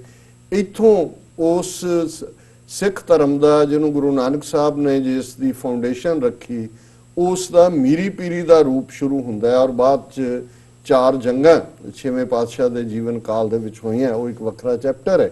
ਹੁਣ ਇਹ ਉਹ ਅਕਾਲ ਤਖਤ ਹੈ ਜਿਹੜਾ ਆਲਮੋਸਟ 1606 ਤੋਂ ਲੈ ਕੇ ਹੁਣ 4 ਸਦੀਆਂ, ਲਗਭਗ 414 ਸਾਲ ਹੋ ਗਏ ਨੇ। ਔਰ ਇਹ ਵੀ ਅਕਾਲ ਤਖਤ ਦੀ ਕਈ ਵਾਰ ਇਸ ਨੂੰ ਢਾਇਆ ਗਿਆ, ਅਹਿਮਦ ਸ਼ਾਹ ਅਬਦਾਲੀ ਦੇ ਵੇਲੇ ਵੀ, ਉਸ ਤੋਂ ਪਹਿਲਾਂ ਵੀ। ਔਰ ਜੂਨ 84 ਦੇ ਪਹਿਲੇ ਹਫਤੇ ਇੰਦਰਾ ਗਾਂਧੀ ਨੇ ਟੈਂਕਾਂ ਤੋਪਾਂ ਨਾਲ ਹਮਲਾ ਕਰਕੇ ਜਿਸ ਤਖਤ ਨੂੰ ਢਾਇਆ, ਜਿਹਨੂੰ ਡਿਫੈਂਡ ਕਰਦੇ ਆ ਸੰਤ ਜਰਨੈਲ ਸਿੰਘ ਭਿੰਡਰਾਂਵਾਲੇ, ਜਨਰਲ ਸੁਬੇਗ ਸਿੰਘ, ਭਾਈ ਅਮਰੀਕ ਸਿੰਘ ਨੇ ਸ਼ਹੀਦੀ ਪਾਈ। ਇਹ ਠੀਕ 84 ਕਦਮਾਂ ਦੇ ਹਰਮੰਦਰ ਸਾਹਿਬ ਦੇ ਬਿਲਕੁਲ ਆਪੋਜ਼ਿਟ ਜਿਹੜਾ ਹੈ ਉਹ ਹੈ, ਤਾਂ ਕਿ ਜਿਹੜਾ ਅਕਾਲ ਤਖਤ ਤੇ ਬੈਠਾ ਉਸ ਦੇ ਸਾਹਮਣੇ ਹਰਮੰਦਰ ਸਾਹਿਬ ਹੋਏ, ਜਿਹਦਾ ਸੰਗੇ ਬੁਨਿਆਦ ਸਾਈਂ ਮੀਆਂ ਮੀਰ ਨੇ ਰੱਖਿਆ, ਜਿੱਥੇ ਗੁਰੂ ਗ੍ਰੰਥ ਸਾਹਿਬ ਚ ਰੂਪ, ਤਾਂ ਕਿ ਉਹ ਇੱਕ ਪੀਰੀ ਦਾ ਐਮਬੋਡੀਮੈਂਟ ਹੈ। ਇਹ ਤਖਤ ਜਿਹੜਾ ਹੈ ਇਹ ਮੀਰੀ ਦਾ ਐਮਬੋਡੀਮੈਂਟ ਹੈ। ਔਰ ਮੀਰੀ ਔਰ ਪੀਰੀ ਇਹ ਦੋਨੋਂ ਟੁਗੇਦਰ ਇੱਕ ਸਿੱਖ ਨੂੰ ਡਿਫਾਈਨ ਕਰਦੇ ਨੇ। ਬਿਲਕੁਲ। ਸੋ ਇਹ ਵੀ ਅਕਾਲ ਤਖਤ ਦੀ 4 ਸਦੀਆਂ ਦੀ ਟ੍ਰੈਡੀਸ਼ਨ ਰਹੀ ਹੈ ਕਿ ਕਿਸੇ ਦਾ ਸਿੱਖ ਹੋਣਾ ਜ਼ਰੂਰੀ ਨਹੀਂ। ਕੋਈ ਵੀ ਕਿਤੋਂ ਆ ਕੇ ਅਕਾਲ ਤਖਤ ਦੇ ਉੱਤੇ ਫਰਿਆਦ ਕਰੇ, ਪੁਕਾਰ ਕਰੇ ਕਿ ਭਾਈ ਖਾਲਸਾ ਸਾਡੇ ਨਾਲ ਖਲੋਏ, ਸਾਡੇ ਨਾਲ ਧੱਕਾ ਹੋ ਰਿਹਾ ਹੈ। ਔਰ ਇਸੇ ਤਰ੍ਹਾਂ ਦੀ ਇੱਕ ਹਿਸਟੋਰੀਕਲ ਇਵੈਂਟ ਹੈ ਕਿ ਕਿਵੇਂ 18ਵੀਂ ਸਦੀ 'ਚ ਕਸੂਰ ਦਾ ਇੱਕ ਨਵਾਬ ਜਿਹੜਾ ਇੱਕ ਬ੍ਰਾਹਮਣ ਦੀ ਨਿਊਲੀ ਵੈਡਡ ਵਾਈਫ ਨੂੰ ਚੁੱਕ ਕੇ ਲੈ ਗਿਆ ਸੀ, ਉਹ ਪੰਡਤ ਆ ਕੇ ਉਹਨੇ ਜਿਹੜਾ ਉਹ ਫਰਿਆਦ ਕੀਤੀ ਸੀ। ਔਰ ਹਾਲਾਂਕਿ ਕਸੂਰ ਬਹੁਤ ਪਾਵਰਫੁਲ ਰਿਆਸਤ ਸੀ, ਲੇਕਿਨ ਬਹੁਤ ਸ਼ਹੀਦੀਆਂ ਦੇ ਕੇ ਵੀ ਸਿੱਖਾਂ ਨੇ ਜਾ ਕੇ ਉਹਦੀ ਪੰਡਤ ਦੀ ਪੰਡਤਾਣੀ ਲਿਆ ਕੇ ਉਹਨੂੰ ਵਾਪਸ ਕੀਤੀ ਕਿ ਭਾਈ ਇਹ ਅਕਾਲ ਤਖਤ ਤੇ ਫਰਿਆਦੀ ਹੈ। ਹੁਣ ਮੈਂ ਇਹ ਦੇਖ ਰਿਹਾ ਕਿ ਬੇਸ਼ੱਕ ਅਸੀਂ ਖੁਦ ਸਾਡਾ ਇੱਕ ਵੱਡਾ ਹਿੱਸਾ ਉੱਥੇ ਗੁਲਾਮ ਜ਼ਹਿਨੀਅਤ ਵਾਲਾ ਬਣ ਗਿਆ ਹੈ, ਜ਼ੁਲਮਾਂ ਦਾ ਸ਼ਿਕਾਰ ਹੋ ਰਿਹਾ ਹੈ, ਲੇਕਿਨ ਇਹਦੇ ਬਾਵਜੂਦ ਕਿ ਭਾਈ ਇਹ ਅਕਾਲ ਤਖਤ ਦੀ ਸਪਿਰਿਟ ਹੈ, ਅਕਾਲ ਤਖਤ ਦੇ ਅੱਗੇ ਆ ਕੇ ਜੇ ਕੋਈ ਫਰਿਆਦੀ ਹੁੰਦਾ ਹੈ ਤੇ ਇਹਦਾ ਮਤਲਬ ਇਹ ਹੈ ਵੀ ਇਹ ਹੈ ਗੁਰੂਆਂ ਦੀ ਬਰਕਤ ਕਿ ਭਾਵੇਂ ਅੱਜ ਉਹ ਸ਼੍ਰੋਮਣੀ ਕਮੇਟੀ ਹੋਏ, ਬਾਦਲ, ਅਮਰਿੰਦਰ ਵਰਗੇ ਲੋਕ ਉਹ ਹਿੰਦੂਤਵਾ ਹਕੂਮਤ ਦੇ ਗੁਣ ਗਾਉਂਦੇ ਹੋਣ ਜਾਂ ਉਹਨਾਂ ਦੇ ਬਿਲਕੁਲ ਲੰਮੇ ਪਏ ਹੋਣ। ਸੋ ਇਹ ਇੱਕ ਦਰਸ਼ਕ ਸਕਰੀਨ ਤੇ ਦੇਖ ਸਕਦੇ ਨੇ ਕਿ 100+ ਮੁਸਲਮਾਨ ਡੈਲੀਗੇਸ਼ਨ ਆਉਂਦਾ ਹੈ ਅਕਾਲ ਤਖਤ ਦੇ ਉੱਤੇ, ਔਰ ਉਹਨਾਂ ਦਾ ਸੈਕਟਰੀਏਟ ਹੈ ਅਕਾਲ ਤਖਤ ਦਾ, ਉਹ ਮੈਮੋਰੈਂਡਮ ਦਿੰਦੇ ਨੇ ਕਿ ਅਕਾਲ ਤਖਤ ਤੋਂ ਹੁਕਮਨਾਮਾ ਜਾਰੀ ਕਰੋ ਔਰ ਇਹ ਜਿਹੜਾ ਸਿਟੀਜ਼ਨਸ਼ਿਪ ਅਮੈਂਡਮੈਂਟ ਐਕਟ ਹੈ ਇਸ ਦੇ ਬਾਰੇ ਜਿਹੜਾ ਉਹ ਤੁਸੀਂ ਆਵਾਜ਼, ਹਾਲਾਂਕਿ ਆਲਰੇਡੀ ਅਕਾਲ ਤਖਤ ਦੇ ਜਥੇਦਾਰ ਜਿਹੜੇ ਐਕਟਿੰਗ ਹੈ ਗਿਆਨੀ ਹਰਪ੍ਰੀਤ ਸਿੰਘ, ਉਹ ਪਹਿਲਾਂ ਹੀ ਉਹਦੇ ਹੱਕ 'ਚ ਲਾਈਨ ਲੈ ਚੁੱਕੇ ਨੇ। ਪਰ ਇਹ ਜੈਸਚਰ ਔਰ ਇਸ ਤੋਂ ਵੀ ਦੂਸਰਾ ਜੈਸਚਰ ਜਿਹੜਾ ਜਿਹਨੇ ਹਿੰਦੂ ਮੈਜੋਰਿਟੀ ਨੂੰ ਬਹੁਤ ਤਕਲੀਫ ਦਿੱਤੀ, ਹੁਣ ਉਹ ਜੁਮੇ ਵਾਲੇ ਦਿਨ ਆਏ ਔਰ ਜਦੋਂ ਤੱਕ ਉਹ ਅੰਦਰ ਆਏ ਦਰਬਾਰ ਸਾਹਿਬ 2 ਘੰਟਾ ਗੁਜ਼ਾਰੇ ਔਰ ਜੁਮੇ ਦੀ ਨਮਾਜ਼ ਦਾ ਵਕਤ ਹੋ ਗਿਆ ਸੀ। ਹੁਣ ਦਰਬਾਰ ਸਾਹਿਬ ਦੇ ਐਨ ਜਿਹੜਾ ਜਿਸ ਨੂੰ ਅਕਾਲ ਜਿਹੜਾ ਬਾਬਾ ਟਲ ਵਾਲੇ ਪਾਸਿਓਂ ਜਿਹੜਾ ਬਾਬਾ ਟਲ ਨਹੀਂ ਘੰਟਾ ਘਰ ਵਾਲੇ ਪਾਸੇ ਵੱਡਾ ਪਲਾਜ਼ਾ ਹੈ ਜਿਹੜਾ ਕਿ ਖੁੱਲਾ ਬਣਿਆ, ਹੁਣ ਉਹਨਾਂ ਸਾਰਿਆਂ ਨੇ, ਉਹ ਦਰਬਾਰ ਸਾਹਿਬ ਕੰਪਲੈਕਸ ਹੀ ਮੰਨਿਆ ਜਾਂਦਾ ਹੈ, ਉਹਨਾਂ ਸਾਰਿਆਂ ਨੇ ਉੱਥੇ ਜੁਮੇ ਦੀ ਨਮਾਜ਼ ਅਦਾ ਕੀਤੀ। ਔਰ ਉਹ ਜਿਹੜੀਆਂ ਪਿਕਚਰਸ ਨੇ ਜਦੋਂ ਕਿ ਉਹ ਪੂਰੇ ਇੱਕ ਸਫ ਦੇ ਵਿੱਚ ਹੁੰਦੇ ਨੇ ਨਮਾਜ਼ ਅਦਾ ਕਰਦਿਆਂ ਦੀਆਂ, ਉਹ ਸਾਰੇ ਭਾਰਤ। ਹੁਣ ਇਹ ਗੱਲ ਜਿਹੜੀ ਹੈ ਕਿੰਨੀ ਤਕਲੀਫ ਦੇ ਰਹੀ ਹੈ ਇਹਨਾਂ ਨੂੰ ਕਿ ਇਹ ਇੱਕ ਪਾਸੇ ਸਿੱਖ ਕਸ਼ਮੀਰੀਆਂ ਨਾਲ ਖੜੇ ਨੇ, ਸ਼ਾਹੀਨ ਬਾਗ ਦੇ ਵਿੱਚ ਜਾ ਕੇ 400 ਸਿੱਖ ਬੈਠਾ ਹੈ, ਲੰਗਰ ਲਾ ਰਹੇ ਨੇ। ਅੱਜ ਇੱਕ ਸਟੋਰੀ ਜਿਹੜੀ ਬੜੀ ਪਪੂਲਰ ਹੋ ਰਹੀ ਹੈ ਕਿ ਇੱਕ ਸਿੱਖ ਨੇ ਆਪਣਾ ਫਲੈਟ ਵੇਚ ਦਿੱਤਾ ਹੈ ਕਿਉਂਕਿ ਜੋ ਚੱਲ ਰਿਹਾ ਸੀ ਜਿੰਨਾ ਕੋ ਲਿਆਏ ਸੀ ਪੰਜਾਬ ਤੋਂ ਮੁੱਕ ਗਿਆ। ਹੁਣ ਉੱਥੇ ਇਕੱਲਾ ਇਹ ਨਹੀਂ ਹੁੰਦਾ ਜਦੋਂ ਲੰਗਰ ਬਣਿਆ ਕਿ ਵੀ ਉਹ ਪ੍ਰੋਟੈਸਟ ਵਾਲੇ ਹੀ ਖਾ ਰਹੇ ਨੇ ਤਾਂ ਦੂਜੇ ਵੀ, ਔਰ ਲੰਗਰ ਤਾਂ ਸਭ ਲਈ ਖੁੱਲਾ ਹੁੰਦਾ। ਹੁਣ ਇਹ ਵੀ ਜਿਹੜੀ ਕਹਾਣੀ ਹੈ ਕਿ ਇੱਕ ਸਿੱਖ ਨੇ ਗਿਆ, ਉਹਨੇ ਕਿੰਨੇ ਕਰੋੜ ਦਾ ਆਪਣਾ ਫਲੈਟ, ਉਹਨਾਂ ਨੇ ਕਿਹਾ ਜੀ ਲੰਗਰ ਗੁਰੂ ਦਾ ਇੱਕ ਵਾਰੀ ਸ਼ੁਰੂ ਹੋ ਜਾਏ ਬੰਦ ਨਹੀਂ ਹੁੰਦਾ ਕਦੇ, ਇਹ ਚੱਲੇਗਾ। ਹੁਣ ਇਹਦੇ ਨਾਲ ਮੁਸਲਮਾਨਾਂ ਦਾ ਅਕਾਲ ਤਖਤ ਤੇ ਦਿੱਲੀ ਤਖਤ ਵਾਲੇ ਜਿਹੜੇ ਸਮਝਦੇ ਨੇ ਕਿ ਜੀ ਅਸੀਂ ਤਾਂ ਸਾਰੇ ਲੰਮੇ ਪਾਤੇ ਨੇ, ਸਾਡੇ ਸਾਹਮਣੇ ਜੋ ਮਰਜ਼ੀ ਅਸੀਂ ਪਾਰਲੀਮੈਂਟ 'ਚ ਪਾਸ ਕਰੀਏ। ਉਹਨਾਂ ਨੇ ਕਿਹਾ ਤੁਹਾਡੀ ਪਾਰਲੀਮੈਂਟ ਨਹੀਂ, ਇਹ ਰੱਬ ਦੀ ਪਾਰਲੀਮੈਂਟ ਵੀ ਹੈ ਔਰ ਇਸ ਪਾਰਲੀਮੈਂਟ ਦੇ ਹਾਫਿਜ਼ ਅਸੀਂ ਸਿੱਖ ਕੌਮ ਦੇ ਕੋਲ ਆਏ ਕਿ ਸਿੱਖ ਨਾਲ ਖਲੋ। ਇੱਕ ਸਿੰਬੋਲਿਕ ਹੈ, ਹਾਲਾਂ ਇਹਦੇ 'ਚ ਕੋਈ ਹੋਰ ਕੋਈ ਪ੍ਰੈਕਟੀਕਲੀ ਜੇ ਅਸੀਂ ਦੇਖੀਏ ਤੇ ਆਲਰੇਡੀ ਉਹਨਾਂ ਦੀ ਟੈਰੀਟਰੀ ਉਹਨਾਂ ਦੀ 'ਚ ਹੀ ਹੈ, ਇੰਡੀਆ ਦੀ ਟੈਰੀਟਰੀ ਹੈ। ਪਰ ਇਹ ਇੱਕ ਬਹੁਤ ਵੱਡੀ ਗੱਲ ਹੈ ਕਿ ਇੱਕ ਤਾਂ ਇਹ ਆਪਸ ਦੇ ਵਿੱਚ ਫੇਥ ਦਸਾਉਂਦਾ ਹੈ ਬਿਲਕੁਲ, ਔਰ ਇਹ ਵੀ ਉਹ ਸਮਝਦੇ ਨੇ ਸਿੱਖਾਂ ਲਈ ਪ੍ਰਾਈਡ ਵੀ ਹੈ ਕਿ 200 ਮਿਲੀਅਨ ਗਿਣਤੀ ਵਾਲੀ ਮੁਸਲਮਾਨ ਕੌਮ ਦਾ ਜਿਹੜਾ ਇੱਕ ਵੱਡਾ ਡੈਲੀਗੇਸ਼ਨ ਹੈ, 30 ਮਿਲੀਅਨ ਜਿਹੜੇ ਨੇ ਉਹਨਾਂ ਦੇ ਕੋਲ ਆ, ਕਿਉਂਕਿ ਇਹ ਪ੍ਰਿੰਸੀਪਲ ਦੀ ਗੱਲ ਹੈ। ਉਹ ਸਮਝਦੇ ਨੇ ਭਾਈ ਸਿੱਖ ਦੇ ਕੋਲ ਕਰੇਜ ਵੀ ਹੈ ਔਰ ਇਹ ਸਭ ਦੀ ਸਾਂਝੀ ਥਾਂ ਹੈ ਔਰ ਉੱਥੇ ਉਹ ਨਮਾਜ਼ ਅਦਾ ਕਰਦੇ ਨੇ। ਇਹ ਛੋਟੀ ਗੱਲ ਨਹੀਂ ਹੈ, ਸੋ ਮੈਂ ਸਮਝਦਾ ਵੀ ਇਹ ਇੱਕ ਫਖਰ ਦੀ ਗੱਲ ਹੈ। ਹੁਣ ਦੂਸਰੇ ਪਾਸੇ ਜਦੋਂ ਅਸੀਂ ਪਿਛਲੇ ਦਿਨਾਂ 'ਚ ਵੀ ਜ਼ਿਕਰ ਕੀਤਾ ਕੌਂਸਲ ਜਨਰਲ ਪਾਕਿਸਤਾਨ ਦੇ ਜਿਸ ਫੰਕਸ਼ਨ ਦੇ ਵਿੱਚ ਆਏ 5 ਫਰਵਰੀ ਦੇ ਬੀਬੀ ਆਇਸ਼ਾ ਅਲੀ ਜੀ ਜ਼ਾਹਰ ਹੈ, ਉਹ ਸਾਡੀ ਜਿਹੜੀ ਉਸ ਦੇ ਵਿੱਚ ਪ੍ਰੈਜੈਂਟੇਸ਼ਨ ਵਾਲੀ ਸਪੀਚ ਸੀ ਸਾਡੇ ਦਰਸ਼ਕਾਂ ਨੇ ਬਹੁਤ ਸਰਾਹੀ। ਸੰਡੇ ਉਹਨੂੰ ਅਪਲੋਡ ਕੀਤਾ ਗਿਆ ਸੀ, ਸਭ ਦਾ ਪਹਿਲਾਂ ਹੀ ਸ਼ੁਕਰੀਆ ਅਦਾ ਕਰਦੇ ਹਾਂ। ਬਹੁਤ ਸਾਰੇ ਸ਼ਾਇਦ ਮੈਸੇਜ ਵੀ ਇਸ ਤੇ ਹੋਣਗੇ। ਔਰ ਇਸ ਸਾਰੇ ਦੇ ਨਾਲ ਜਿਹੜੀ ਖਬਰ ਨੂੰ ਲੈ ਕੇ ਉਸੇ ਹੀ ਵੀਕਐਂਡ ਦੇ ਉੱਤੇ ਖਬਰ ਸੀ ਕਿ ਪਾਕਿਸਤਾਨ ਦੀ ਨੈਸ਼ਨਲ ਅਸੈਂਬਲੀ ਦੇ ਵਿੱਚ ਉਹਨਾਂ ਨੇ ਪਾਕਿਸਤਾਨ ਦੇ ਮਿਨਿਸਟਰ ਨੇ ਕਿਹਾ ਕਿ passport free entry to Kartarpur under consideration, ਕਿ ਅਸੀਂ ਇਸ ਗੱਲ ਦੇ ਉੱਤੇ ਵਿਚਾਰ ਕਰ ਰਹੇ ਹਾਂ। ਪਾਕਿਸਤਾਨ's National Assembly was informed that a proposal for allowing passport free entry for Sikh pilgrims to Gurdwara Darbar Sahib in Kartarpur was under consideration in order to attract more visitors, it was reported on Saturday.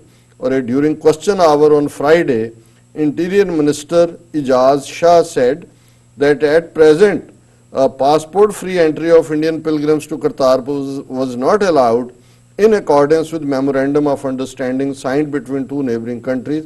ਉਹਨਾਂ ਨੇ ਕਿਹਾ ਕਿ ਵੀ ਹੁਣ ਅਸੀਂ ਇਸ ਤੇ ਕਰ ਰਹੇ ਹਾਂ ਕਿਉਂਕਿ ਪਹਿਲਾਂ ਜਿਹੜਾ ਮੈਮੋਰੈਂਡਮ ਸਾਈਨ ਕੀਤਾ ਹੈ ਉਸ ਦੇ ਵਿੱਚ ਇਹ ਅਲਾਉ ਨਹੀਂ ਕੀਤਾ ਹੋਇਆ, ਪਰ ਅਸੀਂ ਇਸ ਦੇ ਉੱਤੇ ਇਹਨੂੰ ਤੋੜਨ ਖਤਮ ਕਰਨ ਦੀ ਕਰ ਰਹੇ ਹਾਂ ਜੀ। ਹੁਣ ਜਿਹੜੀ ਖਬਰ ਇੱਕਦਮ ਨਾਲ ਹੀ, ਕਿਉਂਕਿ ਜਦੋਂ ਇਹ ਆਇਆ ਕਿ ਵੀ ਹੁਣ ਬੇਸ਼ੱਕ 60,000 ਦੇ ਕਰੀਬ ਸਿੱਖ ਯਾਤਰੂ ਇਸ ਪੀਰੀਅਡ 'ਚ ਗਏ ਨੇ ਪਿਛਲੇ ਮਹੀਨਿਆਂ 'ਚ, ਪਰ ਜਿਹੜਾ ਪ੍ਰੋਵੀਜ਼ਨ ਹੈ ਉਹ ਤਾਂ 5,000 ਰੋਜ਼ ਜਾਣ ਦਾ ਜਿਹੜਾ ਇਸ ਐਗਰੀਮੈਂਟ ਦੇ ਥੱਲੇ, ਔਰ 25 ਮਿਲੀਅਨ ਸਿੱਖ ਉੱਥੇ ਰਹਿੰਦੇ ਨੇ। ਹੁਣ ਰੋਜ਼ਾਨਾ 80,000 ਤੋਂ 1 ਲੱਖ ਸਿੱਖ ਦਰਬਾਰ ਸਾਹਿਬ ਦੇ ਦਰਸ਼ਨਾਂ ਨੂੰ ਜਾਂਦੇ ਨੇ। ਹੁਣ ਜੇ ਤੁਸੀਂ ਇਹਦਾ ਅੱਧ ਵੀ ਕਰ ਦਿਓ 50,000 ਤੇ ਉੱਥੇ ਤਾਂ ਉਹਨਾਂ ਨੇ ਹੈ ਹੀ 5,000 ਦੀ ਫਿਗਰ ਹੈ। ਹੁਣ ਇਹ ਸਵਾਲ ਆਇਆ ਕਿ ਵੀ ਇੰਨਾ ਵੱਡਾ ਕੰਮ, ਦੁਨੀਆ ਦਾ ਸਭ ਤੋਂ ਵੱਡਾ ਗੁਰਦੁਆਰਾ 800 ਏਕੜ ਦੇ ਵਿੱਚ, ਔਰ ਸਾਡਾ ਮਦੀਨਾ ਜਿੱਥੇ ਗੁਰੂ ਨਾਨਕ ਸਾਹਿਬ ਨੂੰ ਜਿਸ ਮਿੱਟੀ ਦੀ ਦੇ ਇੱਕ ਜ਼ਰੇ ਦੇ ਵਿੱਚ ਬਾਬੇ ਨਾਨਕ ਦੀ ਉਸ ਪ੍ਰੈਜ਼ੈਂਸ ਨੂੰ ਤੁਸੀਂ ਮਹਿਸੂਸ ਕਰਦੇ ਹੋ ਕਿ ਵੀ ਐਸਾ ਕੀ ਗੱਲ ਹੈ, ਕਿਉਂ ਨੰਬਰ ਹੈ।